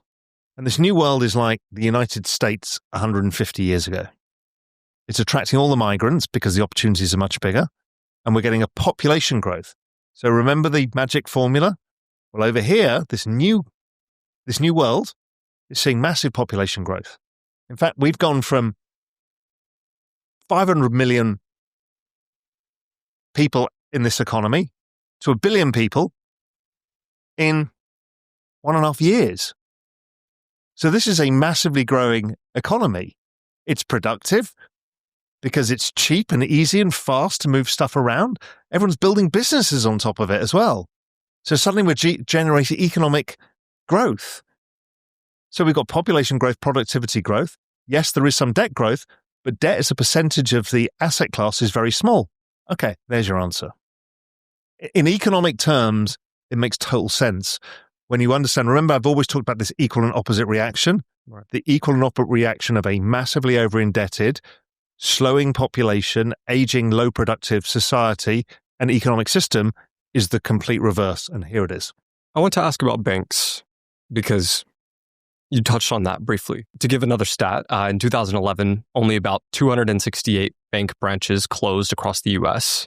But fast forward to 2022, 23, 24, we're losing thousands every year. I read some reports that said over 8,000 will disappear this year alone. Seems a bit like an overestimate, but maybe not. What does it say about the future of money when America goes from closing a few hundred bank branches a year to thousands, and our banks slowly die? The banks aren't dying yet. What is happening is the internet is consuming everything. Mark Andreessen, the famous venture capitalist who also built some of the greatest companies of our time, said software is eating the world. Basically a proxy for the internet. So the internet is eating banking. This whole trend that we talked about of AI and robots has already been happening all the time. Everything's being automated. Is tomorrow more digital than today? Yes, and that is true every single day of our lives. And it will be always true forever.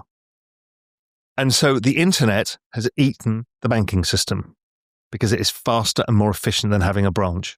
You don't need the people because you just fill out a form or you click. Okay, so that trend has been going on. Then what happened is the banks were still slow and cumbersome. So people thought, you know what, why don't we create just banks specifically for the internet? And it's called fintech, financial technology companies. And we've seen like the rise of Revolut, which I don't know if you have in the US, but across the world, it's like the bank. That it's an internet bank. It only exists on the internet and it's huge. Out of that came new internet players like Robinhood and Coinbase. So these like internet stockbrokers and banks all being built. Okay, great. So we go from traditional bank, you go see your bank manager, you go and queue up. You go to the internet, destroying all of that and creating profits for the banks because they don't have to hire the people. Then you get the new incumbent saying, well, actually, we could do this thing even better. And they start taking a whole chunk out of Visa, MasterCard, JP Morgan, everybody else. And then suddenly this new world appears And it's, oh shit, we're all going over there. Now we've got entire banks and fintech companies built with code with no humans. Okay, and that's where we're going. And then, hey, we got we got computer money as well. And so it really is just a progression of this technology, much like AI is just a progression of all the computer sciences beforehand, neural networks, machine learning, and everything else from when we started thinking about this stuff in the 30s. And the robots, well, we've been manifesting that ever since we've had science fiction. And we're just getting there. And these things are all converging. And by 2030, they're all going to be here. Now, it's not like we'll have 1 million robots, 1 billion robots, 10 billion robots instantly. But if you listen to someone like Elon Musk, he's a very polarizing figure. But one thing, he is one of the greatest futurists I've ever seen. It's like he's not of this world, his understanding of all of this stuff. And he's like, people don't understand it yet, but robots, the androids, are going to be the largest part of Tesla. Nobody understood that when he started this, his mission to Mars, he's just broken down every single component part of what you need to do to run a society on Mars and get there and build a business around it. The cash flow is positive. And that one of the things is, how do you move things around on Mars? Well, you need self-driving cars or vehicles or whatever they are. But some of the things require manual dexterous tasks. Well, you're going to need robots to do it. He built the spaceships to get there. He's built the satellite system to do it. And he says, yeah, that the humanoids are going to be by far the largest part of Tesla. And we just don't understand at what scale we can use the robots, physical human robots. And I tend to believe he's probably right. Like, he's saying another really interesting thing that people don't listen to because they don't want to. He says 99% of all energy will be solar. And everyone's like, well, here we are in Texas. You go out and tell that in the streets, you get murdered because it's oil. It's like, it's like, and all of the people saying, well, it needs to be nuclear power. And then, all of this stuff. And he's like, up there is the largest thermonuclear reactor we will ever need. There's something called the Kardashev scale, which is how do you scale civilizations. And it's like type 1 civilization, all of its energy use just can come from the sun. And he's like, we have the source of energy. It's just the technology needs to figure out how to capture it and store it and move it around fast enough. And again, nobody listens because they think he's being preposterous because he's not talking about today. He's talking about what we have to do.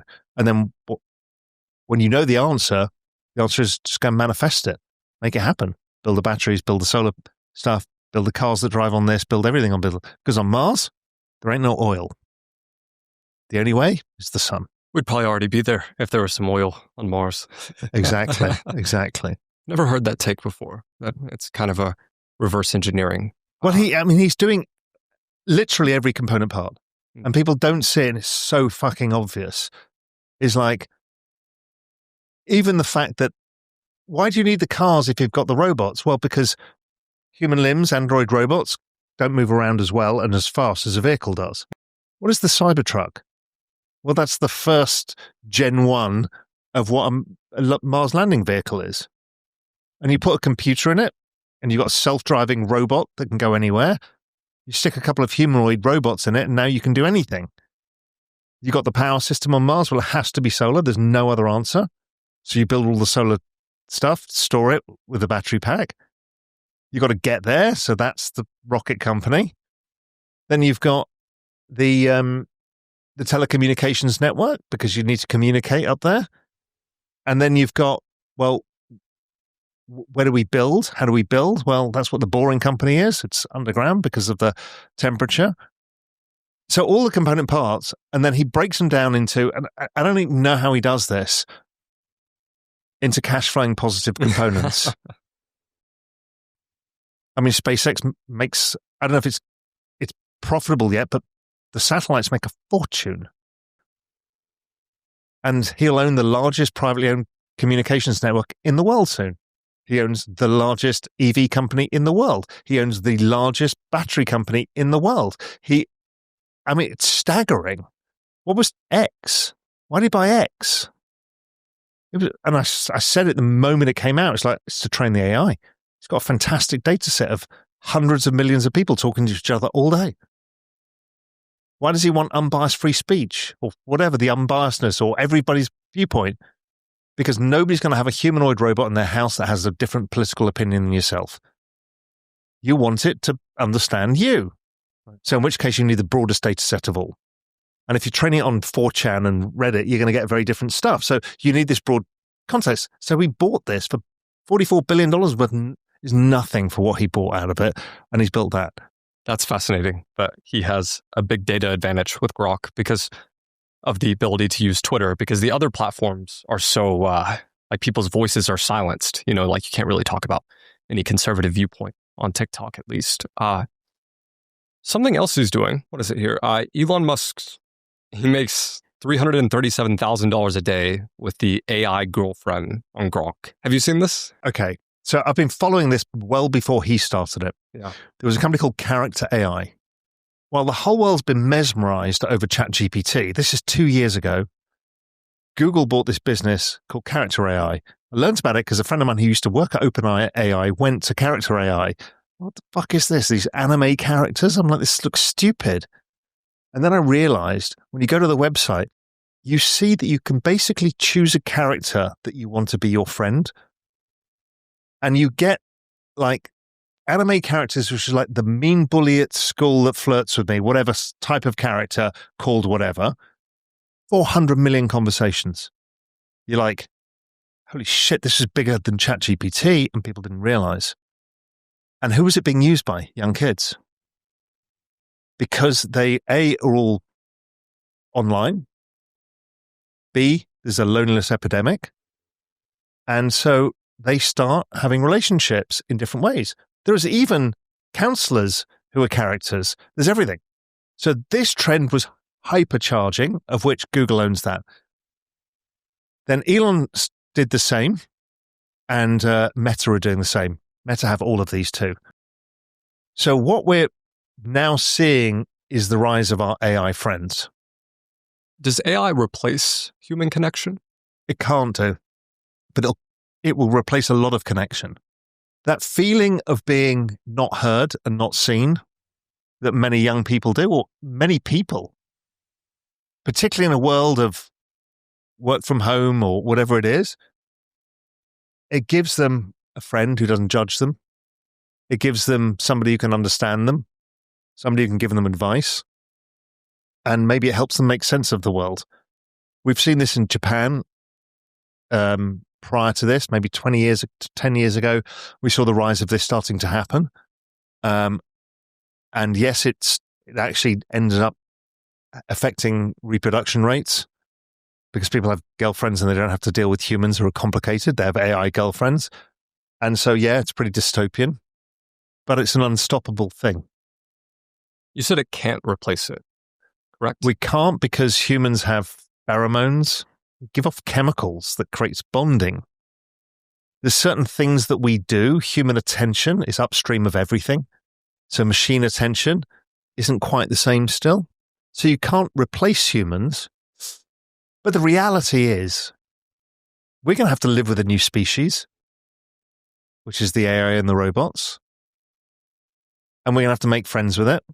And we'll either merge with it, or if we don't, we'll be subjugated by it, because it's going to be smarter, stronger, and better than us. So generally speaking, I think we merge with it in various ways. And this is the start of it. We've got humans having relationships with machines. Weird, but it's the stuff of science fiction. And I think that's where we're going. I don't know if we're like the dogs to humans, we become the pet. Yeah. And that was a very good thing for dogs. They became, and cats and cows, by being domesticated. They now are in much larger numbers than they would have been in the wild. And they're permanently protected as a species. The trade-off is they get eaten, or for dogs, it's like they don't live with packs of dogs, they live with packs of humans. But dogs figured it all out. They get fed. They don't have to do anything. They sleep in soft beds in the warmth and shelter by being nice to us. Is that our relationship with the AI? Do we switch it where we're nice to the AI at first, and before you know it, they still want us around? They want us around because we're the most effective compute the world has ever seen, because we take small amounts of food, bit of sunlight, and convert it into massive computing power. And when we attach those nodes together, a network of humans, we have such enormous intellectual capacity that we need AI to navigate all of human intelligence. It's a very long, deep conversation, but somehow this is all connected. To touch back on what happens if the government stops borrowing money, how do you prepare your finances for a potential recession? So if a crash is coming, what do I do with my money? It can't. The prices can fall, so it depends how risky you are. Every time the S&P 500, the major stock market, falls about 20-25%, the government stops it by printing money in some way, shape or form, adding liquidity to the system. Normally, because the Nasdaq's riskier, maybe that's down 40%. That's what happened in 2022. And crypto, because it's riskier, maybe goes down 70 or 80%. They can't allow the key components to collapse, because if not, the whole system goes under. So therefore, we can't really have a recession. Recession's really driven. We can have economic slowdowns. We can have parts of the economy in recession, like commercial real estate, or whatever it may be. But you can't have the whole thing, because a recession is normally when creditors can't afford to be paid. Somebody can't pay the creditors, and then you get the kind of economic, oh my God, I need to pay my bills, everything goes wrong. So I think we're highly unlikely to see a recession or a collapse. But there's a lot of engagement on social media by saying, well, we're in a bull market now, and then it's going to collapse 90%, you're all going to be wiped out. Really? What government would do that now, when we've got the secret magic money printer that creates this illusion? They're never going to allow it to happen. So, yes, an industry you work in may get to a recession. It may even die as an industry. Yes, you may have hard times where your income doesn't rise and your costs are rising. So it can feel like a personal recession. But will we get the old school recession? No, and I don't think we would have had one in 2020 if it weren't for the pandemic. How long did the recession pandemic last? 1 quarter. Why? Because they printed money and everything went up. And then they gave people free money as well on top. We might have already covered this with the section about media and Wall Street working together, but how do billionaires profit during a recession or those brief recession periods? An old client of mine told me very early in my career, he who has a cash in a recession is king.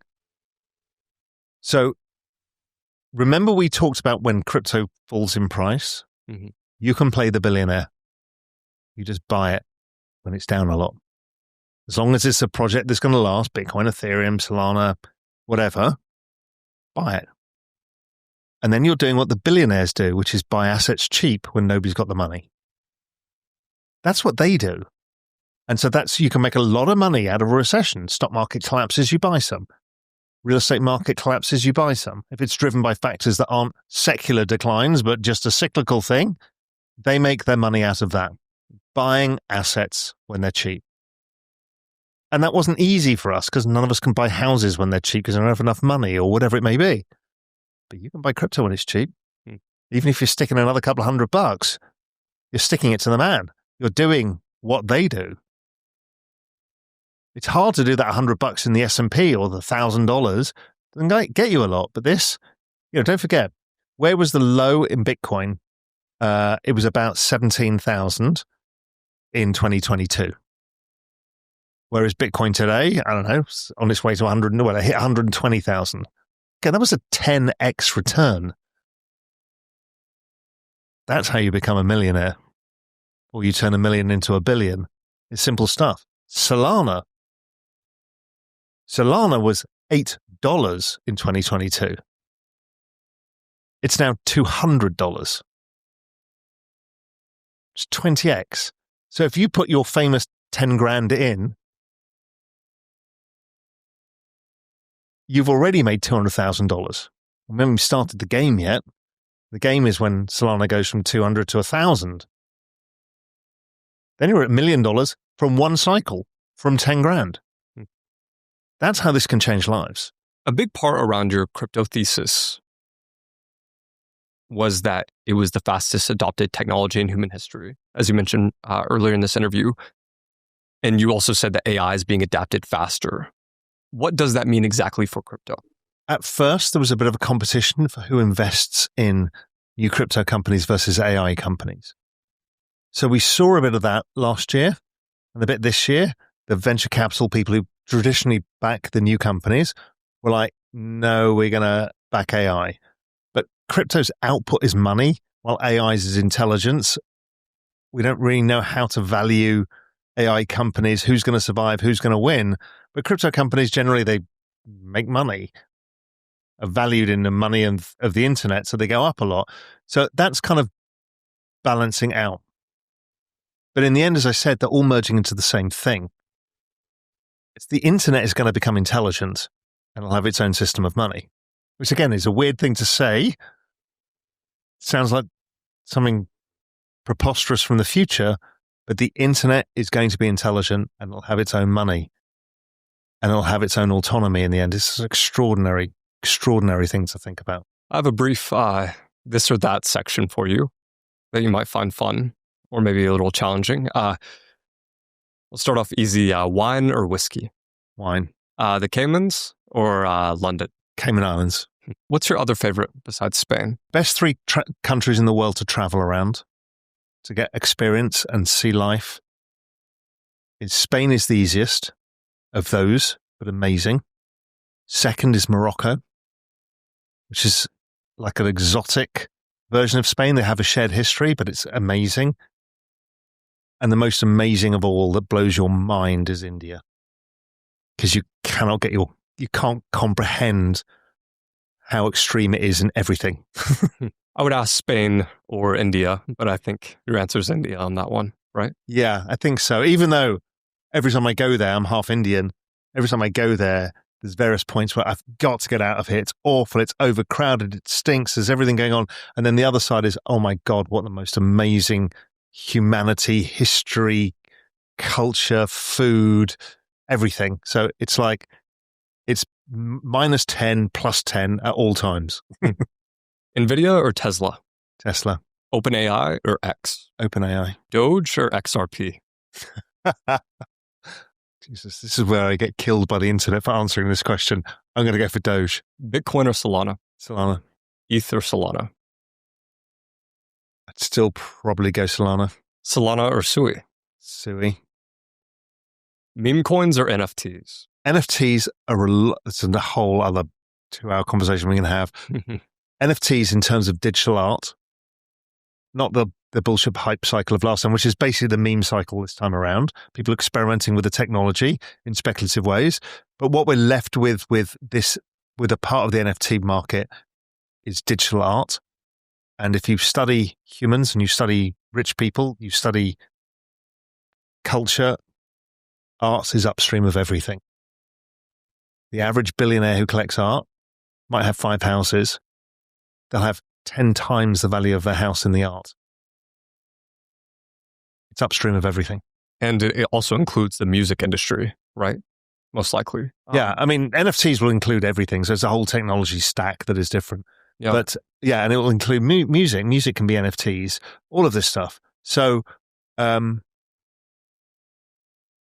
NFTs versus memes, which is a more powerful technology. One is anybody can launch a token. Anybody can form a community. Anybody can form capital at speed. Okay, that's a preposterously big idea. Oh, everything can be a smart contract. Everything can be recorded on the blockchain. And you can create a network out of everything. That's a preposterously large idea. Where they are today in what people think they are, I'll go with digital art. Where they go in the future, I don't know which is bigger. They're both ridiculous.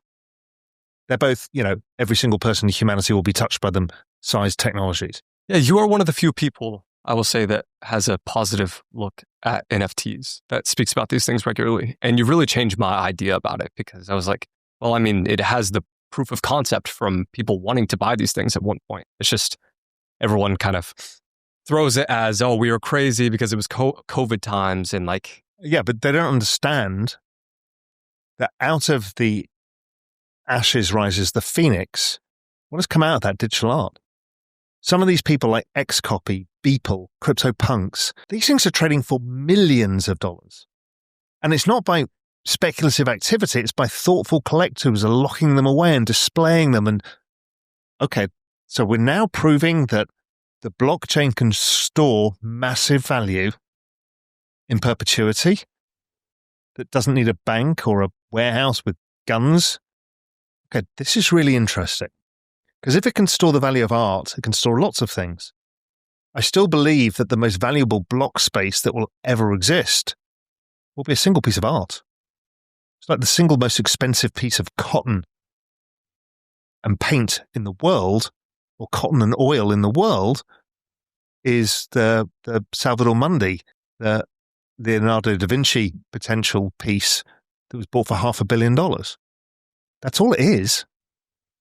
Right, so this will be the most expensive piece of block space ever sold, much like the most expensive real estate ever sold. It's all of this stuff. People don't get any of that yet. And they also don't get this idea that we give it to a bunch of degen testers and they test the technology at scale. And that was what the NFT market and PFPs. What is a PFP? That's your digital identity. Not in the format you think it's going to be. What we're saying is a smart contract can stay on chain in perpetuity and carry an identity. What can we do with that? Well, let's figure that out too. Then we've got NFT artists experimenting with, hey, can we get an NFT to change its properties, a piece of art to change its properties based on certain criteria? Okay, that is going to be very useful because your NFT might need to change its property if you get a degree or if you get a credit score or whatever it is that you want as your ID. We're already testing that too. Art is at the forefront of testing stuff. So there's so much going on that people really don't realize yet. And I kind of sit back and look at it and think, it's amazing what is happening and how fast we're testing this stuff, which is why the adoption speed is so fast, because we test ideas that would take centuries otherwise to test. And we speed run them in 3 years, blow them apart, see what lasts, and then go. CryptoPunks or Pudgy Penguins? CryptoPunks. Really? Yeah. Pudgy Penguins to me is this idea that you can build a Web3 IP like Disney. For some reason, everyone's fixated about this idea. CryptoPunks have become the ultimate status symbol of the new rich that have come from crypto. And then go back to what I told you in the beginning, $4 trillion to $100 trillion. We're going to create $96 trillion of wealth. That's the most wealth ever created in the history of the world in the shortest period of time by a factor of 10 or 20 or 50, some stupid number. There's 10,000 CryptoPunks and they all say, I was an OG and I understood this early. Those things are already trading, the alien punks are already trading at like $18 million. There's like 8 of them or something. These things are unbuyable over time because it's like the Warhol Marilyns. They were like the ultimate piece of the baby boomers 1970s. It's like that piece says, I've got enough money to prove that I understood what this is all about. A CryptoPunk is that. So a Pudgy Penguin is a speculative idea that you can build a brand in Web3, which somebody will, and it'll be great. But that's not a CryptoPunk. A CryptoPunk is literally one of the scarcest assets we will have because there's already 900 million users of crypto and there's only 10,000 CryptoPunks. And then we go back to what's a one of X? No. And then we go to, and the alien punks, there's only 8 of those. Oh, what's a one of X copy worth? If it's the one that everybody wants, could be anything. 20, 30, 40, 50 million. That's how it all works. CryptoPunks were the first PFP collection, right? Correct. Okay. There were some other NFTs that were around earlier, mm-hmm. but this is the one that the internet has said we have social consensus over, and this is what we think is the most important thing of that period. I bought an NFT before CryptoPunks came out, or before like the wave of it all, but I just bet on the wrong thing. Like I bought a video that someone made and it was like, this is one of 10 videos, but I saw the CryptoPunks. I was like, that doesn't make any sense to me. Right. Yeah. And that's the problem is half the time stuff that doesn't make the sense ends up being good things. It's hard. It's not easy. It's not like they're not obvious when they happen. It's only obvious in hindsight, but it's fine. We get a chance to buy them. CryptoPunks were never easy to buy. They were expensive. They were cheap, then expensive, and they remained tens of thousands of dollars. You know, I don't know what the low was in 2022, maybe $50,000, $40,000, and they're now $200,000. The next time around, let's say they go up to $1 million this time, maybe they come down to $500,000, and then before you know it, they're $5 million. It's difficult. When you've got these exponential assets, they're really hard to buy. The author of Sapiens, hopefully I pronounce this correctly, Yuval Harari, wrote, "Money is a story we agree has value." What is the story of Ethereum in 2025? So to unpack what he says there, literally everything that we do as humans, how we coordinate, is through two things. One is memetics, storytelling, religion, government, everything. Why we reproduce half the time is because we're told to. Education, everything becomes a memetic layer to organize societies. Law, memetic. Everything's memetic. And it's a story we tell ourselves. Money is one of the ultimate memetics. Of course, it has no value. It's just that we say, yeah, you know what? It used to be, I'll exchange this for that. I'll exchange this piece of paper and I can take the bottle of water. And then it becomes, I'll electronically send you something and magically you give me water and that works, right? That's no value. Even gold, memetic. There's no real value. Jewelry. Why jewelry? Because you could show off. So it's just an ego thing, but you could have chosen cowrie shells, which they have in the past, or whatever it is. So it's all memetic. The other thing that we do as humans to organize complex adaptive societies is contracts. Everything is a contract. You don't think about it, but when you think about it, literally everything is a contract. Your relationship with your dog is a social contract. Is I will feed you, you will be nice to me, we'll have these kind of, me coming here, seeing you, it's a contract. It wasn't a written contract. It wasn't a contract in exchange of money, but it's a contract. It's a verbal contract or a written contract, but via an email or a text message. And literally everything you do, you get into Uber, it's a contract. You buy something in the shop, it's a contract. Everything is a contract. And that's the commitment to certain things, to certain memetics, or it's the recording that something happened. What is Ethereum? Ethereum is basically a gigantic scale network that records contracts. Oh, so it can apply to everything? Yes. And what drives a lot of the adoption of any of these things? Memetics. So think of it as a memetic contract new world, which is a replication of what we built as humans. It's all the printing press was, all of this stuff. In fact, it's all AI is. It's all the same thing. Does Solana do contracts? Yes. But so, Ethereum's the first. I'll come on to that. Right. So Ethereum was the first. Great. It's the OG. It's slower. It's a bit complicated, blah, blah, blah. So there's other fast ones. There's Sui and there's Solana and then the Sui. And okay, great. But the financial system will likely bless Ethereum. Why? Because it's been around longer. It's gone through the ups and downs. It's been battle tested. And so the probability of you being at JP Morgan saying, we're going to build on Ethereum, the probability of you being fired for that decision is low. You can obviously be fired for a number of other reasons, but making that decision makes it easy. Then the more people that make that decision, the harder it is not to make that decision. So my guess is the majority of the financial system will build on Ethereum, much like we're seeing the majority of art on Ethereum, because it just happened to be where people started doing it, putting art. And then we've proven that Ethereum is so secure for smart contracts, the most securest platform for smart contracts, that we can only entrust our highest value smart contracts on Ethereum. Some of that will change over time and different blockchains have their use. But so the mimetic, the story we tell ourselves for Ethereum is now the financial system is moving to Ethereum. Will that be entirely true? No, but if you say it enough times, it will be true. Because don't forget, there's a friend of mine, Meltem Demirors, in the space. She's like, I cannot believe we memed $1 trillion currency into existence. And that was Bitcoin. It was entirely mimetic driven. And it had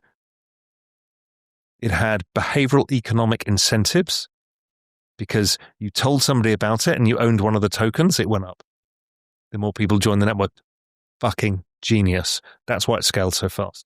So we memed an entire currency into existence that is now worth whatever Bitcoin's worth today, $2 trillion or whatever, $2.5 trillion. We memed it into existence and gave people incentivization to do so. It's incredible. It's similar with, to touch back on what I was saying earlier about, I bought an NFT and there was only 10 in this collection. Like a big reason that the PFPs did so well is because there were 10,000, I believe. So you have this kind of network of 10,000 people that care a lot about this thing. So it's scarce, but still enough supply to create a large network of people with liquidity, which makes sense. So networks are always more valuable than anything that has just cash flow alone. And people are starting to figure it out, but don't really understand it yet. Is why Google and Facebook hyperscaled, is they were networks, as was Amazon. A network of buyers and sellers and tons of applications and all the value accrued to Amazon. Everything Elon is doing is actually a network, but it's all still separate and people can't see it, which is why the stock always trades expensive. And people are like, I don't understand it. It's because it's a network and you don't see it yet. This is what NFTs are rightly. They're network effect pieces of art or a community. A networked community is what you're building. That's what all of crypto is networks, and networks accrue enormous value. And that's why some of this digital art is accruing enormous value and people don't understand it because of the value of a network. So there's a really interesting piece in the higher end of art of Xcopy, this British anonymous artist, called The Last Selfie, of which I own one of. The Last Selfie, there's actually 10 and they're all the same. I was like, yeah, whatever. But it's become legendary. And everybody wants one of those 10. And he's got another piece called Mortal, which is the same, one of 10, and it's another legendary piece. Now, if it was a one of one, so there was only one in existence, and let's say I own it, and you come to me and say, I want to buy your piece, I say no. And you say, try and raise price. I'm like, I'm not selling, it's not to do with the price, I love it. End of story. When you've got 10 owners, you can knock on all 10 doors until you get somebody weak enough to sell it to you, whatever that price may be. So what it's done is just ramped up the value of this thing. So if you think of it as a single piece of art with 10 fractional owners, it's already worth $30 million. Wow. Okay. That's the most expensive piece of art in crypto. And at the blink of an eye, it's going to be worth $100 million because you can't buy one until you pay enough, but there's 10 chances of getting a piece. It's really, really interesting. So that's a network piece of art, but an ultra small network that everybody wants access to. What's a conspiracy theory you believe is 100% true? I'm not sure conspiracy theories, but I do believe in both ghosts and aliens. And I think they're both a manifestation of quantum states, that they are in fact us, but in a quantum state or a quantum time. That makes so much sense. Yeah. One is the past and one is the future. And we both see them. They bleed into our quantum state. And so therefore, that's why we can't find them, because they are us. Aliens too? Yes. They're not coming from a different planet. They're us, but different in a different quantum state. That's what I think. That's what I think. And the other one I think that is absolutely 100% true is that we are all part of universal consciousness. And I was not a believer in any of this stuff until I looked at AI and went down this whole rabbit hole of consciousness and physics. and that the entire universe is just consciousness. And everything creates consciousness. Every living thing, including water, including a rock. What is a rock? It's a geological formation of atoms, right? An aggregation of atoms and whatever that form something that we call geological, which is a rock. It's actually a hard drive that stores long-term history of Earth. Give it to the right person with the right compute, and they can tell you what the climate was like, what it was like, what thing. And then you go, oh, fuck, what are trees? Well, that's climate and soil. Oh, and then you figure out, the mycelium, all of the fungal layer that lives beneath everything, the largest structure in all of the world, is all connected in a synapse that looks like a brain. And then you realize the universe is connected in the same, and you realize, fuck, it's all the same thing. It's neural networks all the way down, all the way up. From microscopic scale, when you look at inside of atoms, down to the smallest scale, up to the universe itself. And you're like, oh, it is actually all connected. And physics knows this. And quantum is just the fact of how you can compute that much, is you have to have multiple states to be able to do it. So that's my big, not conspiracy theory, but I'm absolutely certain that physics will end up realizing that space-time is not the foundational layer of everything. Consciousness is everything. And that all we're doing with AI is creating the first steps to access the universal consciousness of humans and everything else by feeding into a superpowered machine that has now got all of the access to all of our thoughts, and we're just going to keep adding to it. And that is part of the whole kind of compute node of part of the universe. But it's all been computing forever. Everything is compute. You're compute, I'm compute, we're all compute. The tree is compute, the water's compute, everything. Ice core, when you measure ice cores, you know everything. Tree rings, what are tree rings? They're compute. They'll give you a perfect history of everything that happened with the climate. Everything is compute. I want to dive into that. I was going to ask you how that changes how you live your life, but I think I have another question that might... Wait, Dan, actually, I'm going to answer that question first. Yeah. Once you realize that, we go back to once you realize that all humanity is the same, when you travel the world, you realize there is no me and you, me versus them. We're all trying to do our thing, which is be humans and compute our experiences, learn, do stuff, live our lives. And then you start realizing, oh, now this is why nature has this whole feeling around us. We feel at one with nature. Why do we feel at one with nature? It's weird wording, right? Because we are all the same thing. We're just all just different manifestations of computer nodes within it. And then you go back to Elon Musk again. He's changed his tune from humanity needs to be a multiplanetary species. Go and read his tweets. Consciousness needs to be. Why? Because consciousness is all that matters from what we are. And that is the thing that needs to survive. Our consciousness, which is all of our learnness of being human or being on the planet Earth and all of that stuff. What are scientists doing when they're looking at biology or fish or animal?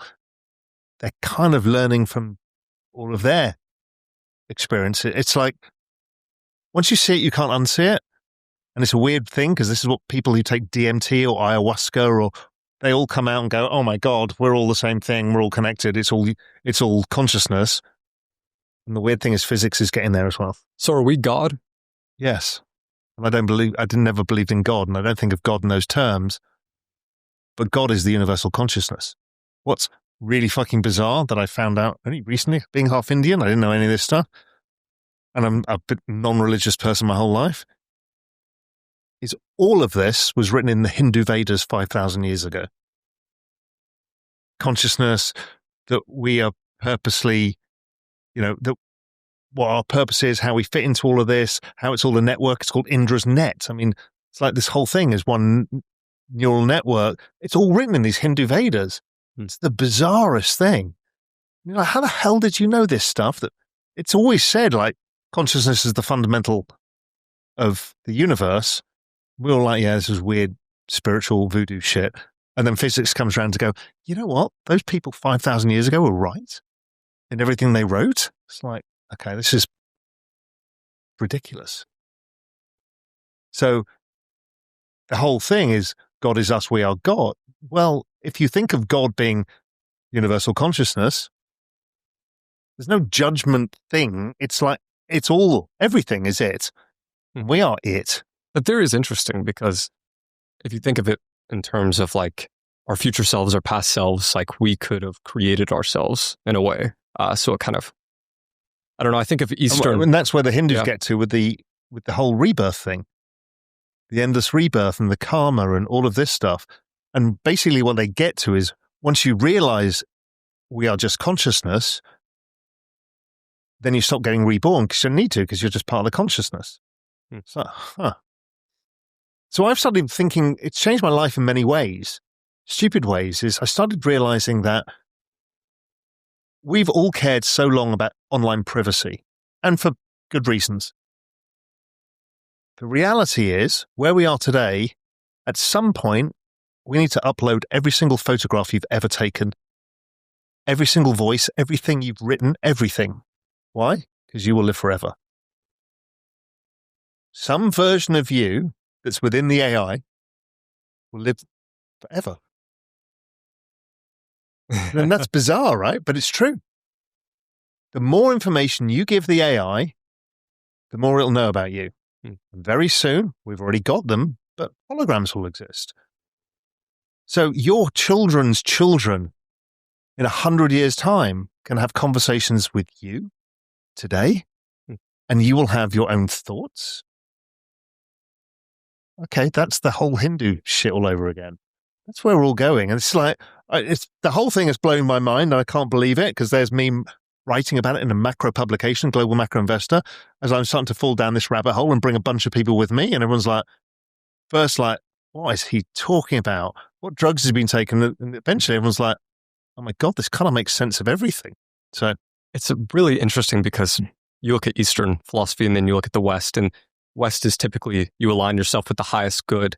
And then East is like you look around at everything and you realize like how small you are and it's all connected. But this kind of blends the two in a really interesting way. Religion does two things. One is how to organize and control these complex societies. But really, they all say the same thing. Pretty much all of them say there's this thing that we're all part of.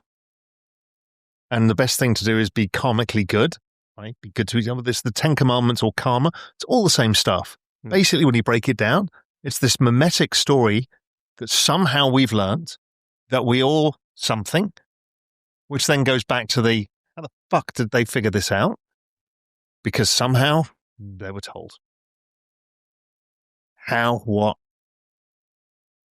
But there's just no way you just randomly figure out 5,000 years before science has even got there, before we even had science, that a bunch of guys. And then I've talked to other people about this, and they said, because those guys use meditation and they basically, their religion was actually based into tapping into that. And then you go back to a lot of the spiritual indigenous people, and a lot of them tap into this, like ayahuasca in South America, mind-altering drugs all over the place, and they're all trying to tap into this same spiritual thing. At first, I just thought it was a story we told ourselves to give ourselves a purpose, and then I realized that maybe the purpose is we're just nodes of compute. So our job is just live our lives. Right. And the longer, if you don't piss off everybody around you, you'll probably live a bit longer so you don't get murdered, don't murder anybody else, and therefore you're more valuable compute to the network. It's kind of a weird way of looking at it, but it kind of makes sense. It's the most unique view I've heard. I really like it though. Yeah, there's something called panpsychism, which is part of this. It's not entirely where I come from. Panpsychism is it's a cross between physics and kind of psychology and a bunch of stuff that gets to the whole same idea, which is that everything is actually all consciousness. To tie back to the beginning of this conversation, if everything really goes to zero, what's the one thing that can't go to zero? The one thing that people should hold on to no matter what happens. Through this whole conversation, we've talked about attention, and we've talked about the incredibleness of this world that we live in and the different aspects of it. In the end, I think there are two things that matter and only matter. Upstream of all attention is love. And then if we are all part of this universal thing, then it's nature as well. And we've kind of always known this. That's this beauty of this planet, this place that we live, the nature that we have and love. In the end, that's all there is. And then if all of your investments were taken from you and turned into cash, let's say $225 million liquid, and you could only buy one asset, where are you putting your money? Building a house on a nice beach, which I already have, and it didn't cost me $225 million. Again, it's that quality of life answer. You can build the most expensive beach house on the most expensive beach in the world, but you don't need all the money in the world to be rich. To be rich is the experience of life itself. I assumed you'd say Bitcoin. Why do you need more money than $225 million? That's fair. What's the point? Yeah. To get a bigger house, 5 bigger houses, make your life more complicated? At $225 million, you're flying private jets, you do what you want. You can just spend your life giving it away, buy a nice place on the beach and maybe somewhere in the countryside and maybe a place in the city and give it all, do something. How about if you had $1 million and you could only invest into one asset? Yeah, then if I can only invest in one asset and I couldn't do anything about it for 10 years, so I couldn't switch if it was underperforming, I'd take Bitcoin. And then I'll just add this. What's the best piece of advice you've ever received? I mean, I've given a lot of advice, but for people who are starting their career or earlier in their journey, there was a piece of advice when I just graduated from university and I was looking for a job and I was trying to decide what I wanted to do. My father was in marketing, but I was at university in the 80s and I saw Wallstreet and the film Wallstreet and all of that stuff. And I thought, I want that. And a friend of my father's, it was my dad's 50th birthday or something, said to me, what do you want to do?